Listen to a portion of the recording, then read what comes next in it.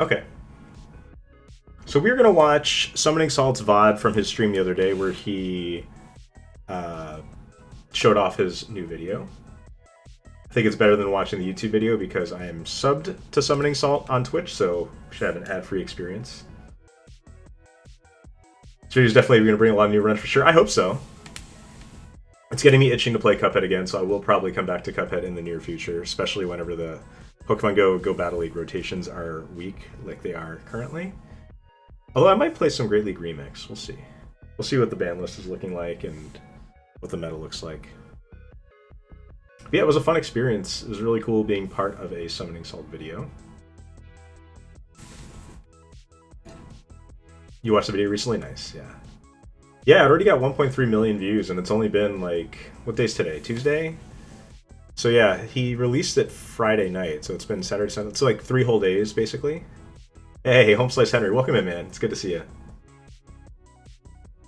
But yeah, I'll probably let mostly let the video play for itself, but if you guys have any questions along the way, or if I feel like I have anything to add to some of the segments, I will pause the video and have short discussion. Hey, Hamelhoff, welcome in. Super fun watching the vid and fun seeing you. You're part of the history. Thank you. Yeah, it was really cool. So, like, as a speedrunner, I feel like you're like... So if you're like an NFL player, you're obviously your biggest accomplishment's winning the Super Bowl. Like, if you're a Pokemon Go player, your accomplishment's like winning Worlds or winning regionals. Those are like your like top tier things. So I think for a speedrunner, like other than the actual push to get world records, which is obviously a huge achievement, I think like your top tier accomplishments as a speedrunner are like getting in a Summoning Salt video or having a like run at a massive charity speedrunning event like Games Done Quick. And I've done both now. So I've had multiple runs for AGDQ for Cuphead, and now we have a Summoning Salt video. So pretty awesome. Even if I'm not like the guy, like the video is really, besides being about Cuphead, it's about like Grandius really, because Grandius is the current world record holder. He had like probably the most innovation in this route. But hey, I got a little segment, so it's pretty cool. I'm quite the decorated mugman. Thank you. All right, here we go. Video is going to start in just a moment. This video contains flashing lights that may affect viewers with photosensitive epilepsy. Viewer discretion is advised. Cuphead is a hard video game. Like, a really, really hard game. You're tasked with fighting boss after boss, each one harder than the last, as you work your way across 3 islands. All the while, there's a non-stop barrage of attacks. Get hit more than a couple times, and you're dead. It was honestly one of the toughest gaming experiences I've ever had. And yet, there are people who speedrun it, and make the game look completely trivial. Since its release in 2017, Cuphead has had a big speedrunning scene. These guys race... Just quickly, before we go any further here, is the audio for the video fine? Like, is that high enough for everyone? Because I want to make sure, if we're going to be sitting here watching this video for, you know, an hour and 15 minutes or so, I just want to make sure that you guys have appropriate volume for this, especially with my talking too, since I'll be talking every now. It could be slightly louder, IMO. It's good for you, good for you. Okay, I'll make it slightly louder, okay? There we go. Tiny bit louder. If that's too loud, you guys could all yell at me, but I did pump up the volume a little bit. All right, we'll continue now. And like I said, if you guys have anything you're curious about or have any questions throughout the video, feel free to ask away in chat. I'll do my best to answer questions while we watch along. Each other to beat the game as fast as humanly possible. They use tricks, glitches, and countless other techniques to fly through the game. And it is a punishing speedrun. One piece of bad luck, one accidental hit, and your run can come crashing down. The world record speedrun has had lots of competition, and over the years it is completely transformed. This is the history of Cuphead World Records.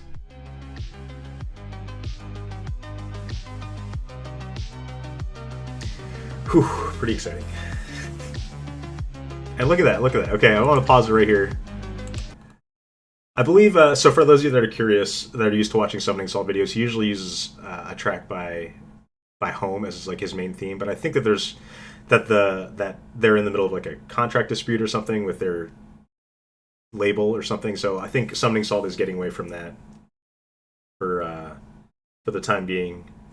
and using other music. I think the music that he picked for this video does fit very well. So I feel like even if it's not as nostalgic as the other videos from Summoning Salt with the classic Summoning Salt theme music, I think it still worked out pretty well. And check this out, with help from Jason2090, SVD Wolf, Luigi100, Garandius, Clipboard Guy, Mark, and look, top build credits from with help from.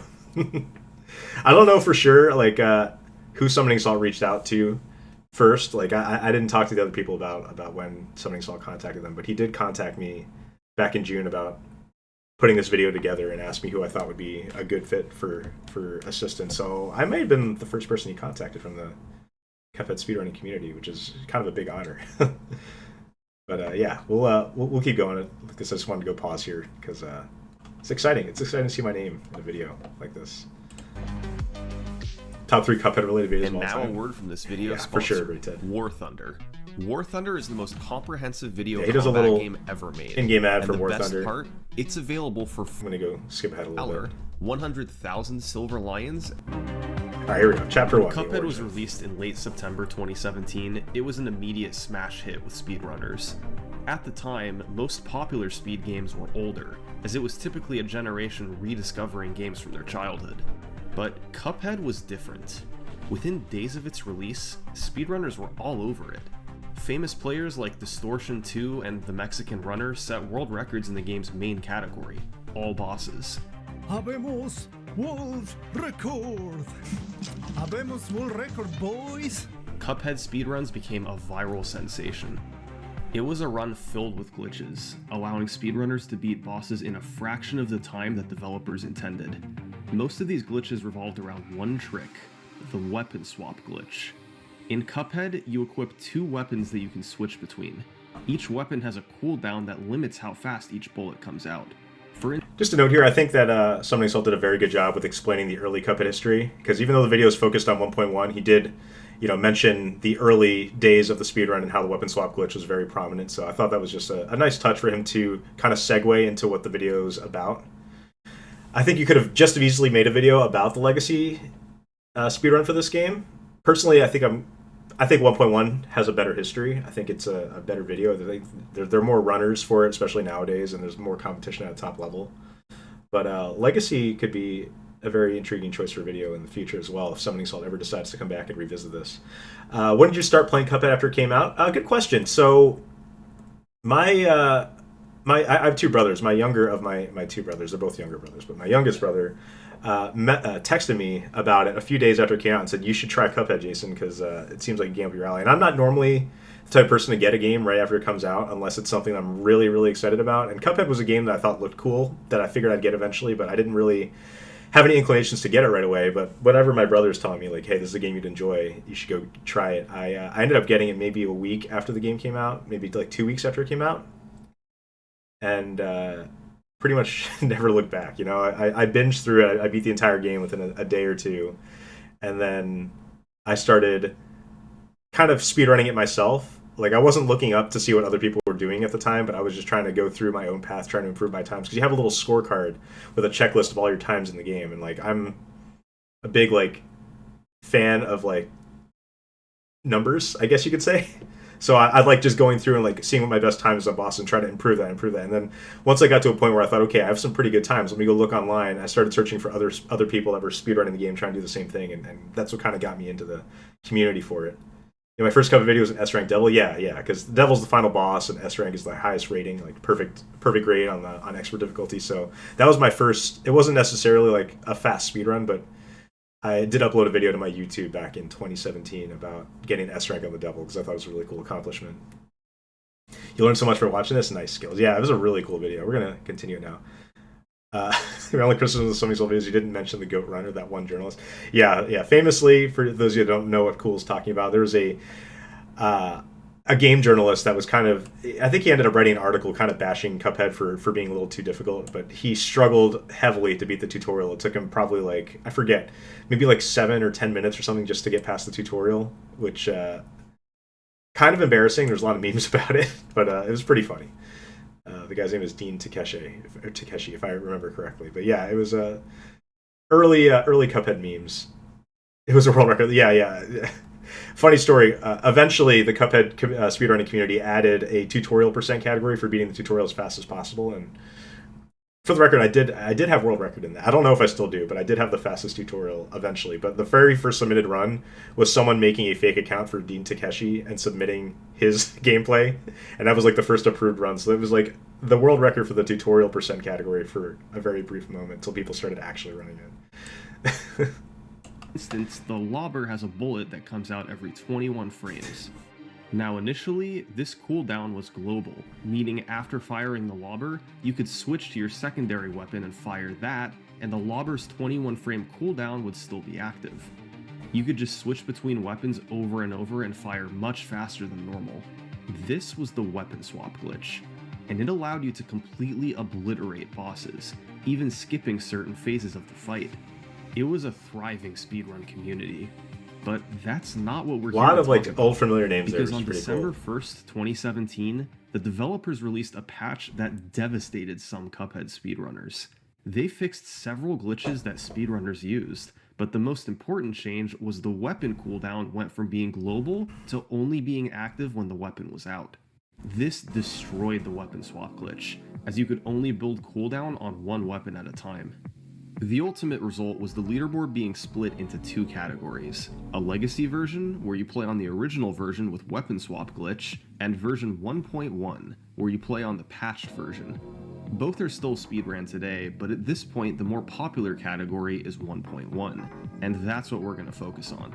So, our story begins in early December 2017, with the news of the patch still resonating throughout the community. While players and moderators were still busy... It's so surreal thinking that this patch for Cuphead came out like 8 years ago, but I remember it extremely clearly. I remember there being a lot of discussion on the Discord. I was kind of all over it because at the time, I didn't have Cuphead for PC. I was just an Xbox runner. And if you were on Xbox, you couldn't really do full game speedruns because there were no loadless. Like the full game speedruns, they went by a loadless timer. They would remove loads. That way, people with slower PCs weren't at a disadvantage. But there wasn't any equivalent load removal for console runners. So for me, whenever I first started Cuphead, I was just speedrunning individual levels because they had a separate leaderboard for those, and they still do today, for every individual level. And those go by the in-game timer that shows on the results screen at the end. So you didn't need a load remover for that. So that was what I kind of started Cuphead speedrunning with. And that's kind of what, whenever I got into full game speedruns, I had been practicing each individual level for so long that I think it gave me an advantage over the people that were just running full game speedruns that maybe weren't as focused on individual bosses as much as me. So I feel like once I finally transitioned and got a gaming PC and got into transitioned into like full game speedruns, it really helped out compared to the other competition for people that might not have practiced the individual levels quite as much. This game was made to be speedran. Yes, I swear. Yeah, for sure. But I remember, so whenever this patch came out in 2017, late 2017, I remember being a part of the discussion a lot because originally they weren't even going to planning, like the mods for the community weren't even planning on splitting the boards between 1.1 and Legacy because someone found a way to down patch. So they just said, okay, let's just keep the boards as the fastest possible version. Let's keep it at 1.0 Legacy. And then I was upset about that because I was on Xbox. Xbox could not down patch to Legacy, so I was stuck playing on 1.1 after the patch came out. So I was kind of sad if they were going to just stick with Legacy speedruns because I would have no way of improving my scores without getting a gaming PC on the individual levels. Like they were just going to leave out all the 1.1 plus stuff completely. But eventually, like myself and a few other members of the community that were like staunch advocates of separating it by patch, we ended up getting what we wanted and having them split the boards between Legacy and 1.1, which I think is definitely the right call, and they're still split like that today, and I think that was like the right way to handle it. So debating how the patch would impact the categories and rules, a few decided to try speedrunning the patched version to see what they could get. The first to put in a serious attempt was a player named Alpha Kong, the 51st ranked speedrunner on the unpatched version. His run had a lot of deaths, and was only the record for one day. On December 3rd, a 13-minute improvement was performed by a player named Luigi100. Luigi was a record holder in various side categories on the pre-patch version of Cuphead. Compared to one thing, too, that I want to point out, they showed that clip from Luigi's run right there. Luigi was actually using Charge back then, and I don't think Summoning Salt went into it that often, but like spread pea shooter was basically like the first serious route for the category. But back whenever the game first came out, people were still using charge a lot because charge is a very powerful weapon, and you had to do 2 run and guns to have enough coins to buy charge. So a lot of the early game runs used charge and spread instead of pea shooter spread. And you know, looking back at it today, people could have still been competing with charge spread for all the way up until the lobber tech was discovered, the double damage lobber tech, because I went back somewhat recently, within the past few months, and I ran the game with charge spread on 1.1 just to see what kind of time I would get. And like looking back at it, like a lot of the early game pea shooter spread route records were like in the 32 or 33 range. I got a low 30 with charge spread. I probably could have gotten a sub 30 if I had a good enough run. So that just goes to show you, like, the skill gap has changed so much in the last 8 years that charge spread nowadays is better than pea shooter spread was back then with the skill of the players. Like, so there were like many viable routes besides just pea shooter spread in the beginning. It's just that people weren't really good enough to take full advantage of that. Imagine if that never happened with the separate boards. Yeah, I can't imagine. I feel like the speedrunning scene for this game would have been a lot smaller than it is currently if they never separated Legacy and 1.1 Plus, for sure. Because, you know, accessibility alone, like Legacy is only accessible from people that have the game on Steam on PC nowadays. So with all the different platforms the game's on, like, there's no way the speedrunning community would have lasted if they only had runs based on Legacy, basically. I mean, you could probably submit a run on 1.1 Plus, but you would not be able to beat a Legacy time with a patched version of the game. Not any of the competitive ones. To that, 1.1 had very few glitches available, so they were banned outright for 1.1, and the category was named glitchless. A lot of YouTube commenters don't like glitches, and prefer to see games played as they were originally intended. Average YouTube comment section. Luigi kind of agreed. He was excited to try running the game in a cleaner, less broken way. Yeah, you can see On the footage here, 3rd, still using charge. He set a world record of 36:57. And to understand this run, we first need to understand the framework for a Cuphead speedrun. The goal of Cuphead is to make your way through the 3 aisles before ultimately defeating the devil at the end. One very important concept is the weapons you choose to use. In Cuphead, you start with the pea shooter, but can purchase other weapons that deal a variety of damage, travel in different patterns, and have different ranges. Each weapon also has an EX attack, a special which deals more damage. Using an EX attack costs a card. Yeah. Speaking of that, Rayted, someone asked if the world record of Legacy could beat the game without glitches. So that's kind of how TMR's hater percent category came about, because TMR had the world record for the Legacy version of the game several times throughout the speedrunning history, and people in the YouTube comments would be basically like those comments that SummoningSalt's showed earlier in the video, where they would bash him for using glitches and bash him for like doing all these, like, what, you know, the weapon swap glitch, taking intentional damage and stuff like that. So TMR responded with that by creating the hater percent category, where you could only use the base weapon. You had to get all S ranks and all the bosses, which require you not taking damage on them.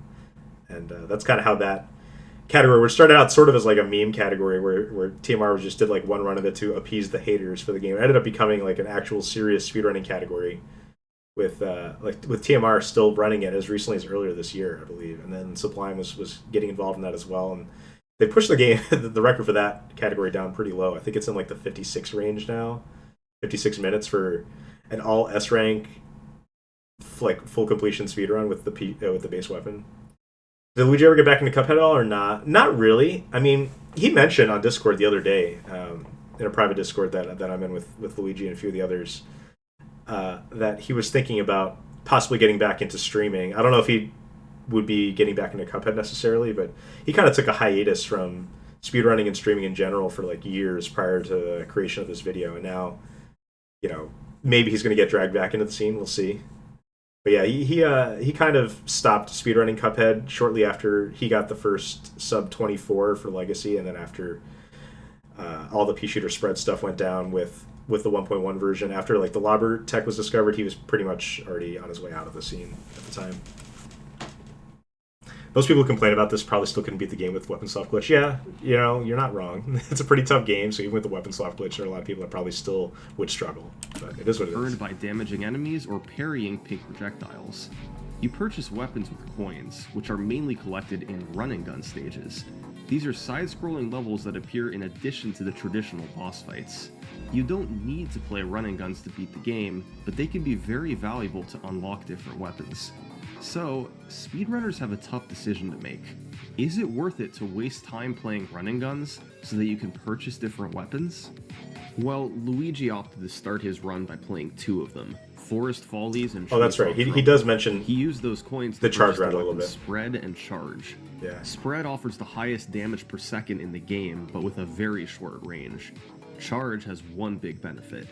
Many fights have periods in them where the boss can't be damaged, so with Charge you can use that time to charge up a shot. Then the instant the boss is vulnerable again, you'll be able to deal more damage than with any other weapon. Now, as for the boss fights themselves, the very first one, the Root Pack, is a great example for the rest of the game. Each boss fight is broken up into different phases. Once you damage the boss enough, it triggers a cue to move into the next phase. In the Root Pack, Phase 1 involves fighting a potato while he shoots projectiles at you. Luigi runs right up next to him and pelts him with Spread. Nice and easy, and he's defeated after a few seconds. Phase 2 is the Onion. Luigi begins by shooting EX attacks just as he spawns in, then continues pelting him with Spread until he's defeated. Finally, Phase 3 is the Carrot. He jumps up and shoots charge EXs, while strategically taking damage on certain projectiles so he doesn't have to reposition himself. This is the easiest fight in the whole game, but it gives you an idea of how runners switch weapons and use EX attacks. Absolutely everything is planned out ahead of time, and runners know exactly what they're going to try to do.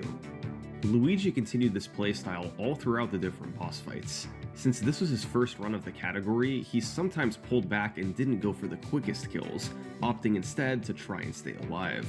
He tended to overuse charge by staying back, rather than getting close to So interesting clip. There was like a very brief period where Studio NVHR released the 1.1 patch, and then they released like 1.1.3 like right after that. Because if you'll see in this clip, there's basically no reaction time between when Cagney starts his lunge attack, but before he actually lunges. That was a glitch that was that was like a bug, I guess you could say, that was in the game for a very, very short period of time.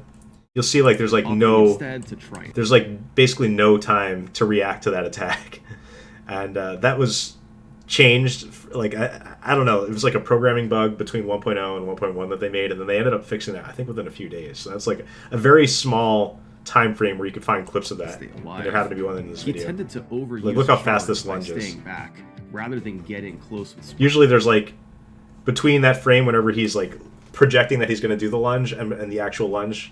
Nowadays there's like maybe a 1 second to react there, but there's like less than a quarter of a second to react there in that very specific clip. I just thought it was interesting. Not really relevant to anything, but you don't see footage of that boss behavior very frequently because it lasted for such a short period of time in the game's history. After finishing all 3 aisles, there are 2 more fights in the game, King Dice and the Devil.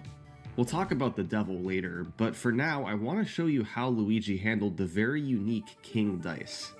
In this fight, you're dropped onto a game board and have to roll either a 1, 2, or 3. The space you land King Dice on routing is something that's changed fight, and there's also a lot over the spaces time. you can like land on without fighting anybody. Summoning Salt goes over it a little because bit in this of the video. spacing on the board, you're forced to fight at least 3 mini bosses before reaching the end. You know, very recently, SPD Wolf made a task of this game on 1.1, and he experimented with different King Dice routing, and it's kind of crazy how like viable some of the other routes are. Like the tasks, I think the task run of like a 1, 4, 8 route is actually like maybe not 148, maybe like 147 is actually like very close in time, or maybe 157 is like faster than the best RTA time of the 357 route, which I think Wolf ended up using the 357 route in the task. It ended up being slightly faster, but you can get comparable times even with different routes if you're good enough. Which is kind of crazy because like nowadays everyone just uses 357 because is like by far the best route for RTA by like several seconds. But like at a task level, it's crazy how close the different routes are if you play them perfectly.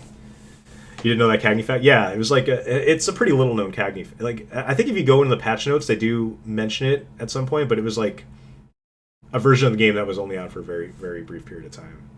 So yeah, not a lot of people know about that. Where you fight King Dice himself. So, which 3 did Luigi want to fight? Well, he went with the 2-4-8 route, which speedrunners had done since the game's launch. This was a very safe, but still very fast. Very standard, especially even for charge. If you run charge nowadays, I think that is probably still the fastest route. And landed either charge or spread shots. Then by the time he fought King, but if you're using lobber with the double damage lobber EXs, it's much better to go for attacks and end the fight fast.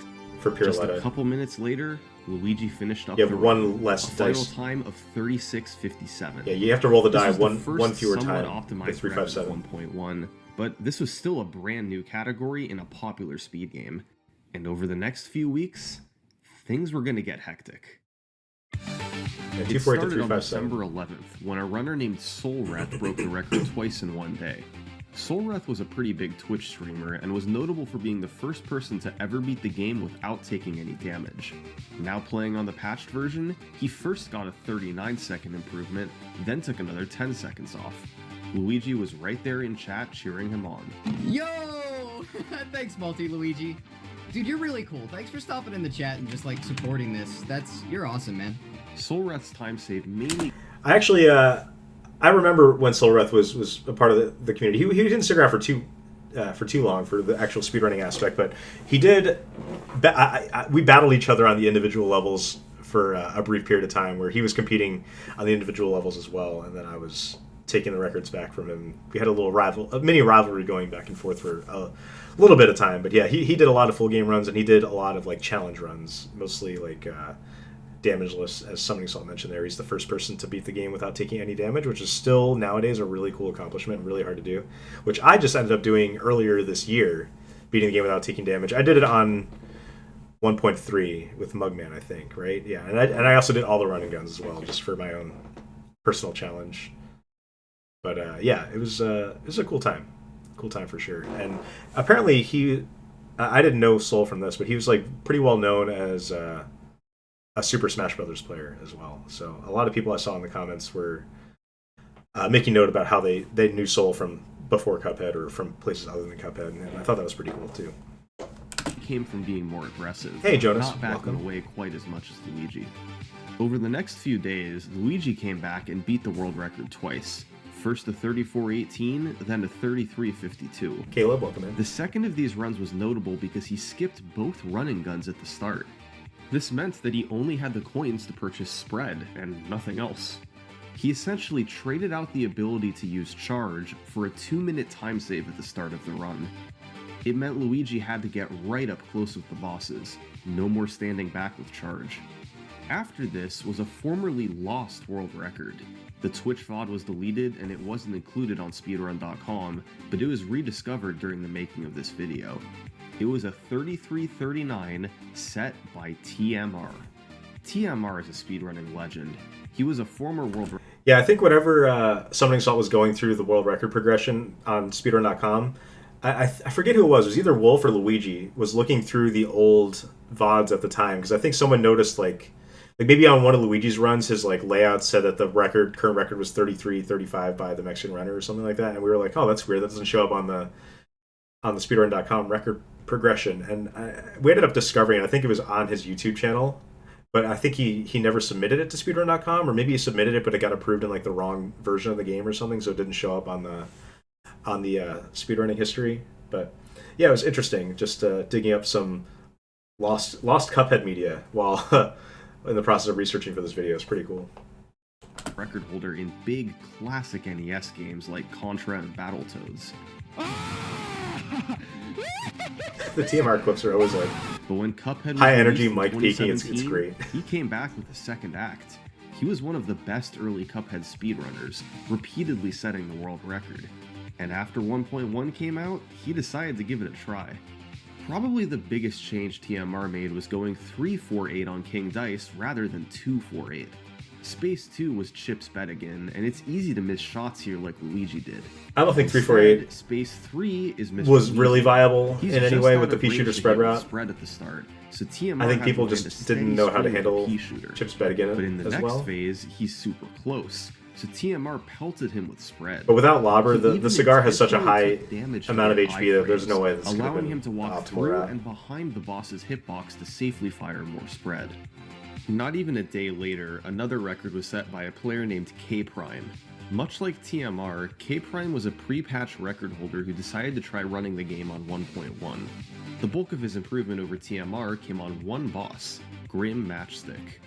This fight has randomly generated clouds that you have to jump on while damaging the boss. To make things a little more consistent, K-Prime intentionally took damage at the end of phases 2 and 3. This allowed him to enter the dragon's hitbox and repeatedly EX attack to finish him off, saving 13 seconds. The next record came on Christmas Eve 2017. It was Luigi striking once more, with a 32.55. And this run shows the true difference between Luigi and runners like TMR or K-Prime. For the latter group... You wonder if your son makes an appearance in the background of your clips? I don't think so. I don't think any of the clips have made into this video. He's obviously made it into a lot of the backgrounds of my clips and for other records and stuff, but I don't think any of the clips of my son have made it into this particular compilation. It would be pretty cool, though.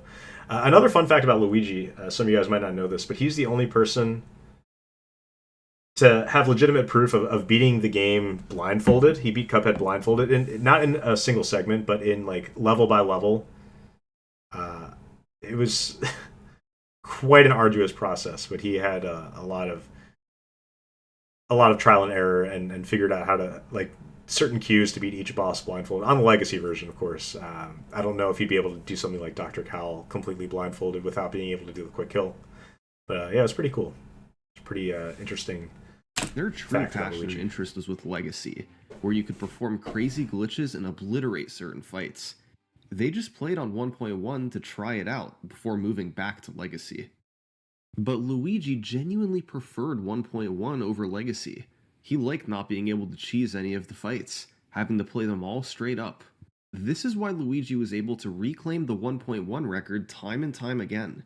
It was his true passion. It's so weird, too, that like Luigi's true passion was 1.1, because I think Luigi at his peak was probably a more dominant Legacy runner than a 1.1 runner.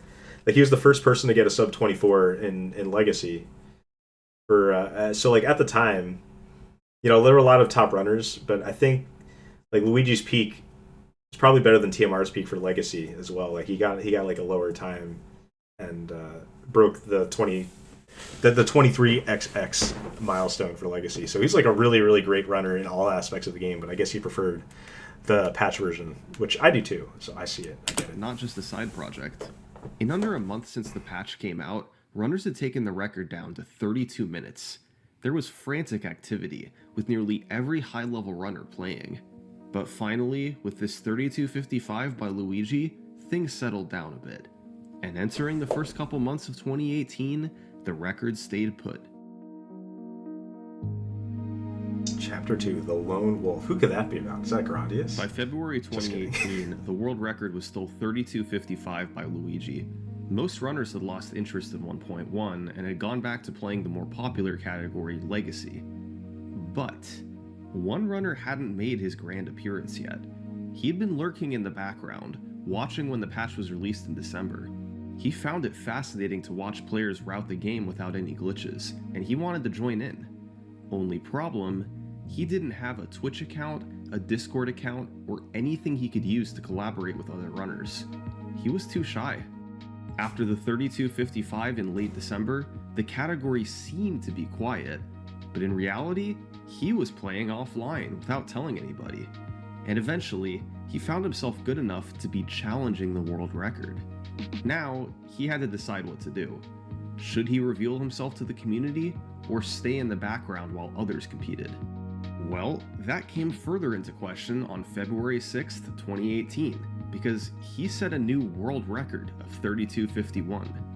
He was only doing this for his own personal enjoyment, but since this was a world record, he knew what he had to do now. He made accounts on speedrun.com, Twitch, and Discord, and SBD Wolf showed off to the community what he had done. Over the next few weeks, SBD Wolf and Luigi traded the world record back and forth. It was extremely impressive that this newcomer had shown up out of nowhere and was now able to challenge the category's best runner. Heck, he did more than just challenge Luigi. He was beating him time and time again. It's crazy, like, looking back at it today, that SPD Wolf kind of, like, this is his first, like, real speed game. This is kind of what put SPD Wolf on the map. And, like, nowadays, he's such an accomplished runner in so many other different video games that it's it's crazy that this is where he got his start. Like looking back, because I mean, he's been in Summoning Salt videos before for other games. Like he has the Castlevania world record. I think he still does nowadays, and he had maybe he still has, or at least had, but he had Castlevania 2 and Castlevania 3. He has or at least had like the Lion King world records. He had for so many different video games he's grinded and gotten world record in, and then he's back on the Cuphead grind now because of this, probably because of this video, but just because Cuphead is also like where he got his start. It's like his passion. So it's really cool that that like this was the game that kind of got Wolf his start into speedrunning, and he became such like a speedrunning legend after it, you know? Luigi would set a new record, but within days, SBD Wolf always took it back. Eventually, he took the record down to a 31:52. How was SBD Wolf doing this? Well, as it turned out, he was actually using a technique across the whole run that gave him an advantage. Something so subtle that neither SBD Wolf nor anybody else in the community even realized he was doing it. A trick that would later be known as Calava swaps. If you do an EX attack on a ground level, your weapon stops firing from the time you press the button until the time the EX animation is complete. But if you swap your weapon during this period, the game lets you continue shooting your weapon while the EX animation plays. The game resets this when the EX shot comes out. It's the greatest technique I've had for me wrong. EX animation. So to fire throughout the entirety of the very EX relevant. animation, you need to Calava swap twice, once before the midpoint and once after the midpoint. All that just to keep firing during the second half of the animation. But it's worth it if you can do it. It helped to make faster cycles on bosses. Brinybeard, for instance, thanks to Calava swaps, he was able to one-cycle the final phase, meaning he avoided the laser where you can't deal damage for a bit. Across the whole run, SBD Wolf was saving about 15 seconds over Luigi, and nobody had any clue. The trick was formally found by a runner named Cal- Hey, look, my first appearance. Me saying, wait, swapping weapons after you press the EX button? Start shooting the weapon in the duration before the EX actually comes out? Is that what a Calava swap is? Yeah, because, so I remember digging this up, or maybe Summoning Salt himself dug this up whenever he was doing some research for the project. But I remember at one point, like, Calava swaps were kind of like an underground tech of the community that was maybe talked about during like Wolf's live streams or something, or Calava's live streams, but nobody was really mentioning it on Discord, and then people were throwing around like the term Calava swaps. I had no idea what they were at the time. Yeah, I was a noob 8 years ago. Yeah, pretty much. I mean, this is even 7 years ago. I was a noob, you know? But yeah, like, it was kind of not a clearly defined tech and not well known for like the first year of speedrunning the game until I asked about this, and it became a little bit more common knowledge that like, oh yeah, that's what a Calava swap is. So pretty interesting. A couple months later, and that's when SBD Wolf realized what he'd been doing. He pressed EX and then switched weapons so that he could fire his original weapon for slightly longer, without realizing this was also allowing him to keep firing during the EX after. G-swaps were discovered like after I stopped running 1.1. It was way later. I still don't even really know what G-swaps are. Around kind of this embarrassing. time, he was joined by another runner, Calava, That was years later, though. Calava swaps. Much like SBD Wolf, Calava had slowly gotten better in the background, inching closer and closer to the 1.1 world record.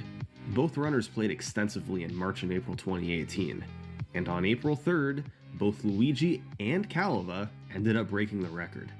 Neither world record was a particularly substantial improvement, but it made it so that the previous 3 records were each set by a different player.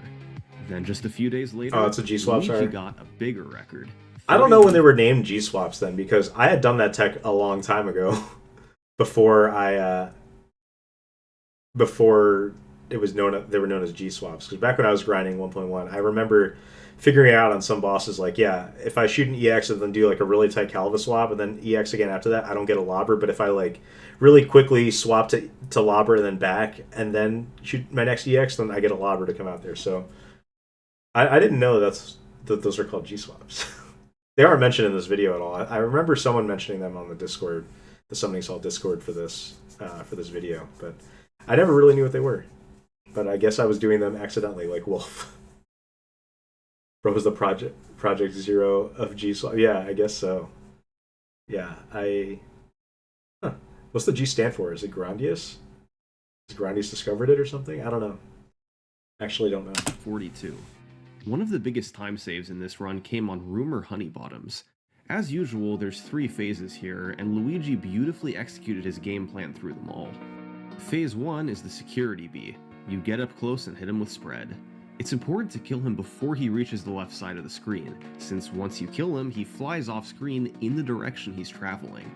Then in Phase 2, Rumor herself comes out, and she has 3 attacks she can randomly start with: the bee missile, the orbs, or the triangles.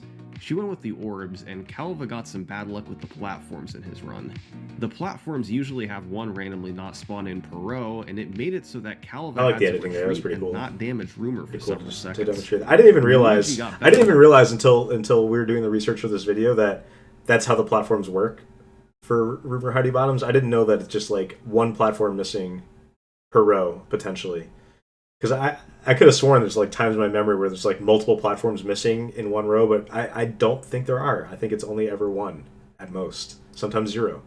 So it was kind of interesting learning more about the game while doing research to try to help Summoning Salt learn more about the game. The best Cuphead noob of all time? Yeah, pretty much. I've also like never used the practice mod, which is my claim to fame for practicing this game, getting as good as I am without using, because now they have like very like seeded RNG practice mod stuff where you could like practice specific patterns. I was the type of person to practice stuff by just sitting there resetting again and again and again until I got the pattern I wanted. Now you could just get the pattern you wanted. You could just pick it. It's crazy. I feel like an old man yelling at clouds talking about how back in my day things were uphill in both directions for speedrunning, you know? With the platforms and had a very clean fight, finishing off Rumor very quickly in Phase 3 and saving about 8 seconds. Probably the best split in his entire run. Then a couple weeks later, it happened again. Both Luigi and Calva set world records on the same day. This time it was Calva first with a 31:36. Then a few hours later, Luigi got an amazing run of 31:16. That's pretty crazy. This was easily 20-second the cleanest run of the game so far. He'd implemented Calva swaps by now, and was saving more time with them across the run. With Calva and Luigi pushing each other, the world record... Hey, look at me, look at me. 3240. You see that? You see that 3240 down there? Fun fact, that was with the charge spread route. I did not run P-shooter spread ever for this category. I only went from charge spread to lobber spread. And I still had a top 5 time at the time, which is pretty interesting with the charge spread route. Plummeted fast. But this 31:16 by Luigi was a pretty impressive run. No major mistakes throughout all 19 bosses. There's a good chance that it would have stood for several weeks, even months, as it was now 20 seconds ahead of second place. But that's not what happened. Because on May... How many hours devoted to helping with this video? Ooh, that's hard to quantify because a lot of it was like pretty passively like helping. Like if he asked a question about something and I happened to be looking at my phone, I'd be like, oh yeah, this. You're so proud to see me in this? Thanks. Yeah, I was proud too. But like on and off, like he first messaged me back in June. I think he made like the Discord server for this video, invited a few people from the Cuphead community into it back in like the beginning of July maybe. And then we each had to put together documents. Well, we didn't have to, but we offered to put together documents documenting our own personal like speedrunning history with this game so that he can read through them and kind of come up with whatever narrative he wants to have for the video to like make these videos as cool as possible. Because he kind of just, you know, a lot of what makes these Summoning Salt videos great is that it's more than just saying like, here's the progression of this game and here's how to play the game. Like he finds a way to get you interested in the people behind the runs rather than just the runs themselves, you know? Because there's a lot of videos that he has for games that I've never played before or games that I was never interested in before, but then I watch them and then suddenly I'm totally invested in cheering on some person I've never heard of 20 minutes before watching this video, you know? And so we put together some documents to kind of help him with that aspect of his storytelling. And I remember Wolf was the first to write a document for this, and he had like a 6-page document, like single space, like, and I'm like, oh man, this is a lot of work. Like Wolf put together all this work talking about his like speedrunning journey with this category, which I ended up putting in like a comparable document, and spending quite a bit of time on it, kind of talking about like what was going on in my life at the time, because like around whenever I set the 1.1 world record, it's not mentioned in the video at all, but it was like I think the first time I got the record for this category was like 6 days after my second child was born. And you'll notice in some of the footage, some of the clips that he uses for me, I'm playing with no cam because at that time, yes, I was going to mention that too, right, Ted? Yeah, so like me and Wolf put together like 6-page documents. I think Luigi had like a few pages as well, and then Grandius comes along with a no lie, no, not even exaggerating, a 100-page document of stuff documenting his journey. And I'm like, yeah, I know Grandius. His journey is a bit longer in this category than mine because my journey for this category ended in like 2019, and he played till nowadays.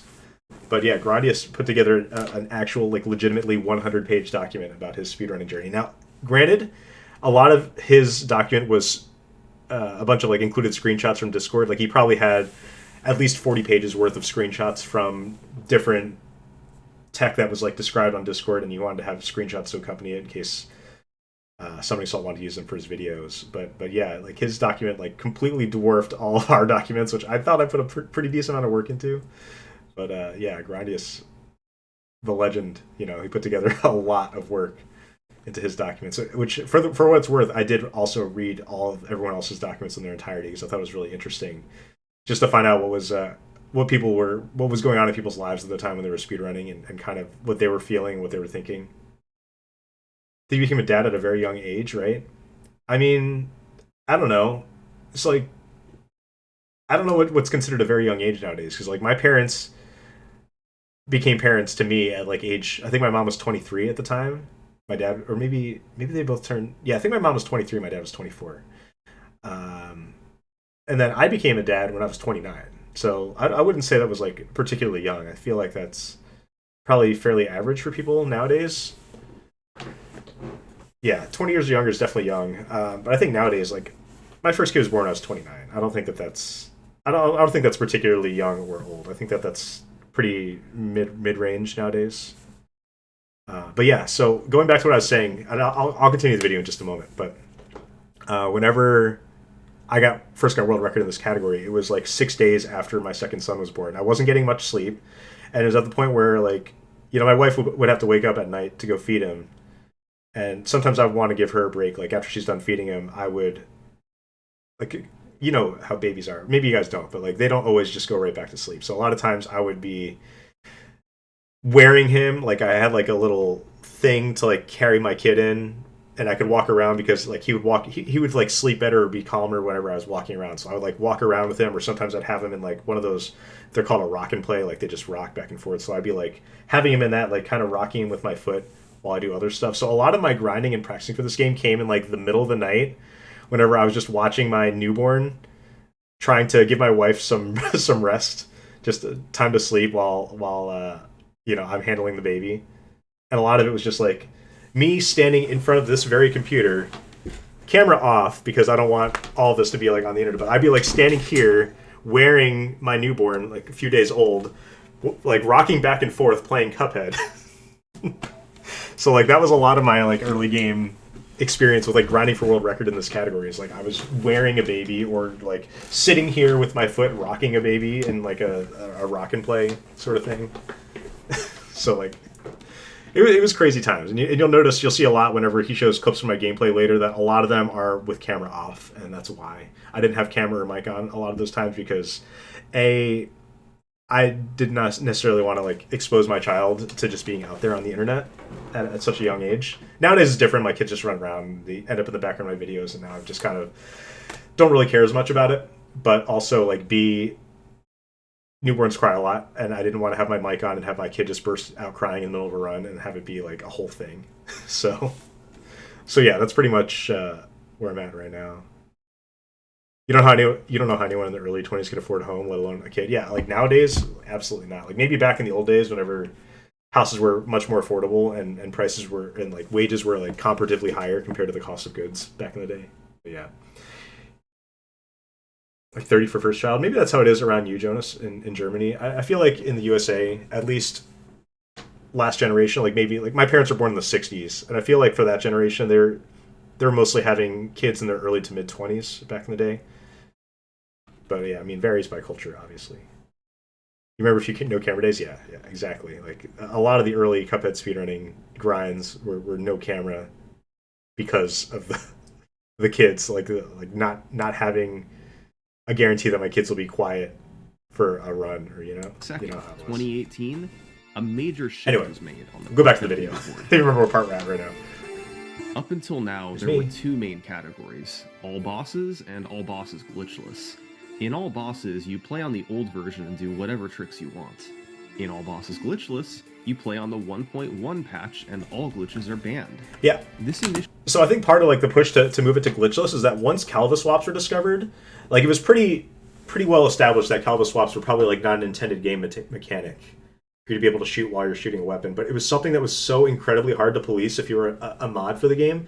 Like, unless someone has an input tracker, you cannot tell really when exactly they swap. If they swap like a few frames before the EX animation's done, you would gain advantage through that because it'd be a Calva swap. Maybe not as efficiently as Calva swap could be, but it ended up getting to the point where like the mods were like, we can't have a completely glitchless category because it's just impossible to moderate that. Like, how can you tell if someone's frame swapping a few frames early? And it's just like asking way too much of the mods to like go through and frame count like every EX a person uses in a run to go see like when they swap their weapons relative to when the EX animation was. And on top of that, like as from the runner's perspective as well, it's incredibly difficult to like ensure that you don't accidentally Calva swap, because you want to, if you're efficient, you want to swap your weapons as quickly as possible after an EX is done. And if you swap it too quickly, that's a Calva swap. So you can't really not do Calva swaps if you're playing the game well. So that's part of like the push for why they ended up getting rid of the glitchless category entirely, which isn't really explained as in depth in this video. But I just want to give you guys some background info about that. actually worked out pretty well because the developers seem to have done a great job patching out all glitches from 1.1. But now, 6 months after the patch, players had really torn time to apart glitch time. version 1.1. And they discovered that maybe this I'm wasn't like- such a glitch-free patch. I'm like all over these Discord screenshots that are shown, by the way. Like, I guess I had a pretty unhealthy obsession with Cuphead in the early days. Like, I was all over the Discord all the time, responding to basically everything. And I'm not quite as much like that with Cuphead nowadays. But yeah, it's crazy how many of these Discord screenshots I'm in. Like, a lot of them were ones that I like dug up myself just to kind of show stuff. But I was I was really into Cuphead in the early days for sure. patch after all. Okay, Phoenix, So sounds they good. decided to redo the categories. Instead of all bosses and all bosses glitchless, everything was now just all bosses, and there was a subcategory denoting if you were playing on the old version or 1.1. Glitches were now allowed on both versions of the game, and as of May 2018, there were now a few new tricks that players were able to implement in their 1.1 Hey, Marcis, speedruns. thank you. Thank you. It's been a fun experience. First, a simple one, shop glitch. Normally, to buy items in the shop, you press confirm to buy them and then press back to exit the shop. However, if you press confirm and back on the same frame, you can exit the shop while the purchase animation plays. In addition, doing well? you Yeah, can even I'm buy doing a second item fantastic. while the screen fades Marcis. out back to the map. It saves a few seconds, was found shortly after the game's release, and now it was available for 1.1 speedruns. Another trick was on the second boss of the run, Ribby and Croaks. First, we need to understand a concept called overdamage. We already know that boss fights are broken up into different phases, but importantly, even though each phase is triggered by an amount of damage, the fight usually won't transition to that phase until the boss is done with whatever move or attack they're doing. And the damage you do during that time counts as damage in the next phase. You can make certain phases much shorter, or in some cases, even skip phases altogether. This is known as overdamaging the boss. Enter the Ribby and Croaks Super Skip, a trick involving overdamage that lets you skip phase 2 of the fight. It was long known to be possible on the pre-patch version, but lack of weapon swap glitch on 1.1 seemed to make it impossible. But in March 2018, a player named Jumper N found a way to do it. You get the frog's health on the cusp of transitioning past phase 1, then the instant they begin an attack that they must finish before transitioning, you unload a barrage of spread fire and EXs into a precise spot where... Yeah, it's funny, like, regards to this specific trick, I remember whenever it was discovered and everyone was really hyped about it. Nowadays, Super Skip is not even the fastest way to do this fight on 1.1. You kind of don't want Super Skip on frogs. Like, you pretty much want a flies pattern first nowadays, and then you want to just do enough damage to trigger the phase transition right away, but then do enough damage during the transition where you skip second phase, but you don't skip the first to second phase transition. Like you kind of get the transition to second phase and then the transition right to third phase, and that's marginally faster than waiting for 2 first phase attacks and doing super skip. So it's funny that nowadays, like, we went from super skip being banned to super skip being allowed and everyone being super excited about it because they're like, oh, this is so cool. And then now it's like, you don't even want super skip anymore. Like, there's no pattern where you go for super skip ever again. It's pretty funny. Is it just me or Cuphead speedruns are chill nowadays? I don't know. It depends what you mean by chill. Like, there's a lot of top competition still. I believe, like, in the 1.1 any percent category, I think out of the last 10 runs, like out of the top 10 runs, I think 4 of them were set within like the last 2 weeks, like 4 of those times. So like people are still grinding this category, and people are still like on grind. Like Grindy still has a substantial lead; he's like 8 seconds ahead of second place. But there are like 3 people that are within 11 seconds of Grindy's record at this time. So there's still a lot of top level competition for sure. Does your clan do 1.1? I don't know. I think that the 1.1 days are behind me for now. Like, I'm really glad to be a part of this video, but I just think mainly because of Luigi swaps, I don't have the capability of keeping up with the other runners nowadays unless I was to learn a different controller layout, and then the amount of time I'd have to invest learning a different controller layout specifically to compete in this category just doesn't seem worth it to me nowadays, because I still don't think even with that I'd be able to compete with some of the top runners without putting an unfathomable amount of time into practicing for this category still. Their hitboxes overlap. You also damage boost. I like 300% more for better damage. I will come back to 300%. If all is done properly, you do enough damage to end phase 2 before it begins. Instead of separating, I do them all right. They roll into I'm each just other not nearly as consistent as everyone else. Phase 3. I have probably like 50% consistently with Luigi swaps instead of like 95% like all the other top runners. The fact that 1.1 runners were now allowed to do all this and more was very exciting. And it was enough to bring SBD Wolf back to running the category. He knew that Ribby and Croaks was going to be a huge reset point. It was just the second fight in the run, but getting the super skip required both good RNG and difficult execution. By the way, this is like such a Wolf thing to do. That whenever he missed it, is to just have pick an early game reset point, and then just reset if you don't hit that. Like so many other runners will just play out a run on May 6th, without getting like a time save in the beginning, but Wolf is just like in Cuphead 1.1's history. Wolf's like on a different level. He will grind to improve the run any further, to get a small time save in the beginning of any super skip made the category frustrating to play. But a couple months later, he accidentally did. While practicing for a tournament, SBD Wolf set a new world record. So it depends, Molarsis. I think it is a harder category, but I think it is a less competitive category. So I think that to get a competitive time in 1.1 is much more difficult than getting competitive time in 300%. But in terms of like actually completing the category, from an objective perspective, I think 300% is a more difficult category. You're more likely to die in 300%. But I think the times are not quite as optimized. If that makes sense. Of 30-50. This was the first world record to use new tech found by Luigi, called Luigi swaps. Similar to Calava swaps, they let you keep shooting during an EX on the flying. Yeah, top 3 1.1. But unlike Calava swaps, you must press EX and fire on the same frame. A month later, Calava took the record back with a 30-47, followed a short while later by SBD Wolf reclaiming it with a 30-45. And it was around this time that SBD Wolf began looking into implementing a new trick.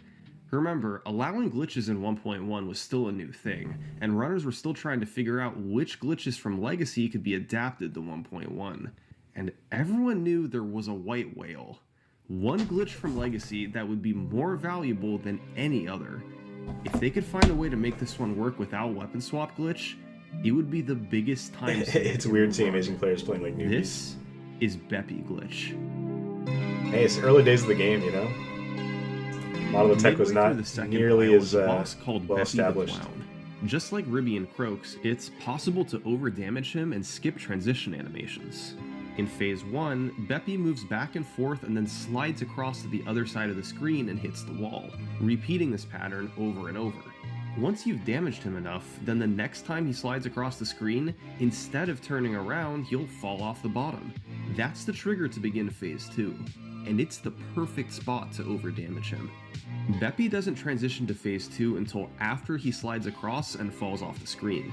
So you want to deal almost enough damage to trigger phase 2, then the instant he slides and hits the wall, start shooting him and deal enough damage to pass the next phase trigger before he slides and falls off the screen. If done properly, phase 2 never ends, and the game gets confused. Beppy's phase 2 death sprite loads in, but the fight is actually in phase 3 and his hitbox is active the entire time. He stays in this glitch state for the rest of the fight, so you end up skipping both the phase 3 and phase 4 transition animations. Now on the legacy version, Beppy glitch was very doable. Thanks to weapon swap glitch, you could deal enough damage before the transition to phase 2. But when 1.1 came out, that seemed to mark the end of Beppy glitch. Until Tawak had no idea. SPD Wolf managed to hit it with a spread and pea shooter combo in June 2018. As soon as Beppy hit the wall on the right side of the screen, SPD Wolf unloaded everything he had into him, taking him out as he slid back to the left. It was also random. Beppy needed to avoid sliding for as long as possible to deal enough damage. But as hard as this all was, Beppy glitch was officially possible on 1.1, and it was a 20-second time save if SPD Wolf could get it in a run. He knew how huge this would be. With the current record at 30:45, a 20-second time save would leave runners just 25 seconds away from an enormous milestone, the sub 30. However, actually pulling this off in a run was going to be a big ask. On August 27th, SPD Wolf had a run that was a bit behind midway through, but with a 20-second time save potential on Beppy, he knew this was recoverable.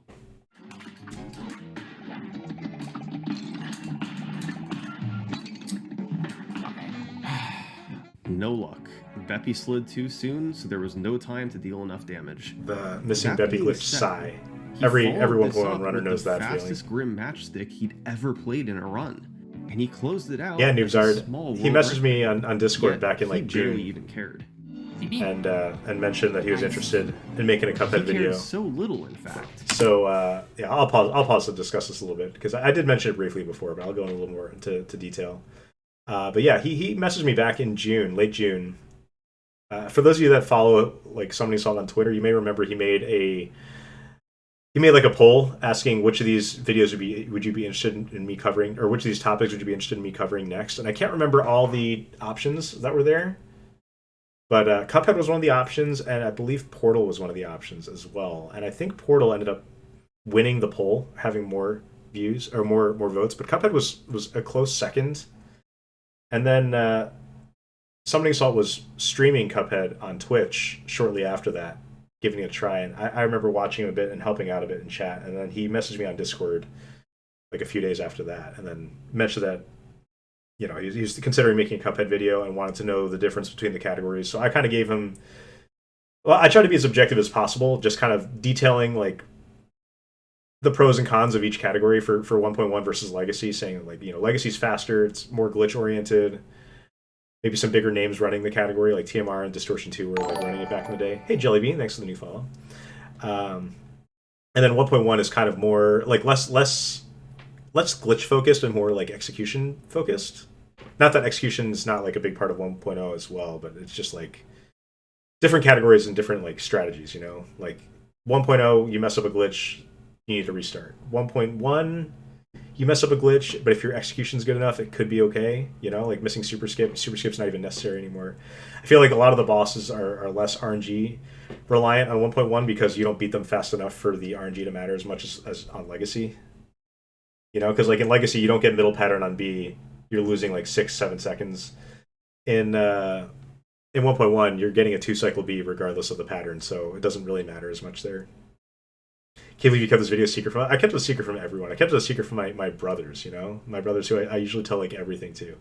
It was really hard to. It was really hard to not mention this at all for months to anyone. So it's exciting that that it finally came out now. And I could finally talk about it. That he kept his stream going, and a couple hours later, he had another run. This was a significantly better pace into Beppy, a huge opportunity to try and get the glitch.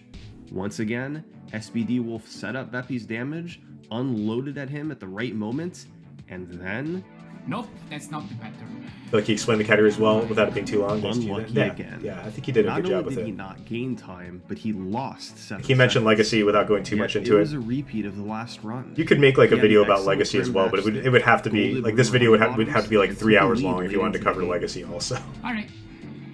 or at least 2 Up to hours long. 30, very nice.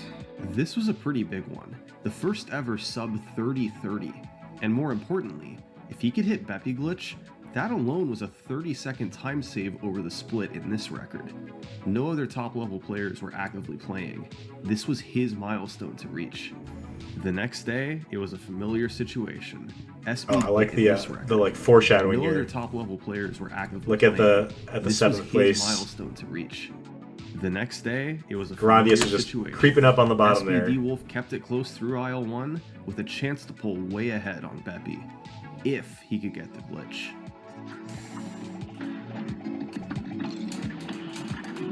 Ah, got an off thing. This time he got a good pattern, Yeah, he but got the messed pattern, it but up by messed it getting up. something runners call a nothing.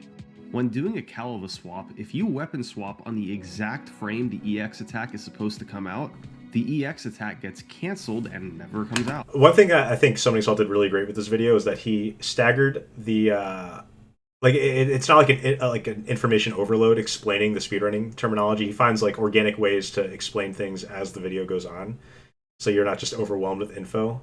And I think he does a very good job with that in all of his videos. Like this is a very, very good opportunity for him to explain what a nothing is, instead of just explaining all the terminology up front and then just having the video. He like integrates it in a way where you're not overwhelmed. So just props to SummoningSalt here. Does a great job with that. Same with like the boss strategy explanations too. He kind of explains the boss strategies throughout the video instead of explaining them all in a row at the beginning of the video, you know? So it was the same story again. No Beppy glitch, but he played well in the late game and pulled off yet another world record. So he was lowering the record, but this particular run felt about as good as it was going to get without Beppy glitch. He really needed it for sub 30, but it was just never happening. Maybe he needed a different approach. Part of the problem was Beppy needed to stay still for long enough to deal the damage. But it turns out, Beppy's delays here aren't fully random. They're only partially random. He has 10 possible delays, and they always occur in order, but the starting point in This is sequence such random. an This SBD is Wolf how coded most strategy. RNG works in the game. To like go into the You coding, can figure out technically how the predict RNG what a works, boss is and then going to do memorize next it all if so you you're can able react to identify every where pattern you are individually. in the RNG sequence. So SBD Wolf realized It's a really he could apply efficient the strategy. Like, it's a really good concept of Beppy strategy. glitch. If he could identify where Beppy was in his pattern after the first 2 delays, he could identify if the 3rd delay would be long enough to do Beppy glitch. If it wasn't, And like this is like the same concept that that Grandius took to like learning spider patterns for Devil later, which like it's crazy the amount of effort people go into just to have a chance at salvaging a pattern that would be slightly suboptimal. Like a lot of people would just keep grinding until they got the pattern they wanted.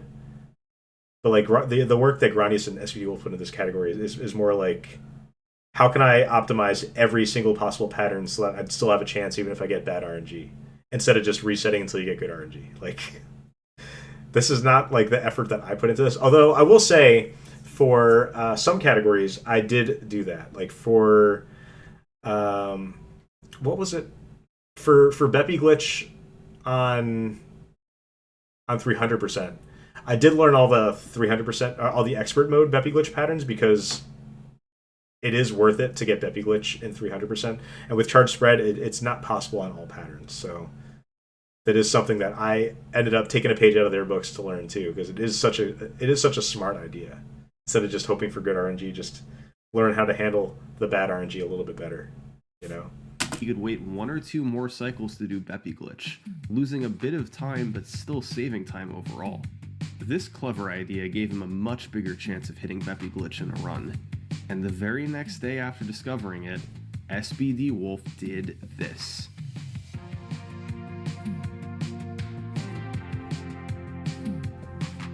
I love like the montages. Like every SummoningSalt video has like so and so did this, and then there's just like kind of a montage with no commentary, just letting the gameplay speak for itself. It's like a simple formula, but it works every time. At least for me. Very nice. Salt 30 has been achieved. This was such a satisfying run for SBD Wolf. He hit Beppy Glitch by recognizing his pattern. His hard work had paid off, and he was able to use it to get the first sub 30 in Cuphead history. Congratulations flooded in from the community. There's me It was by far the biggest milestone in 1.1's history, and SBD Wolf was now in first place by a full minute.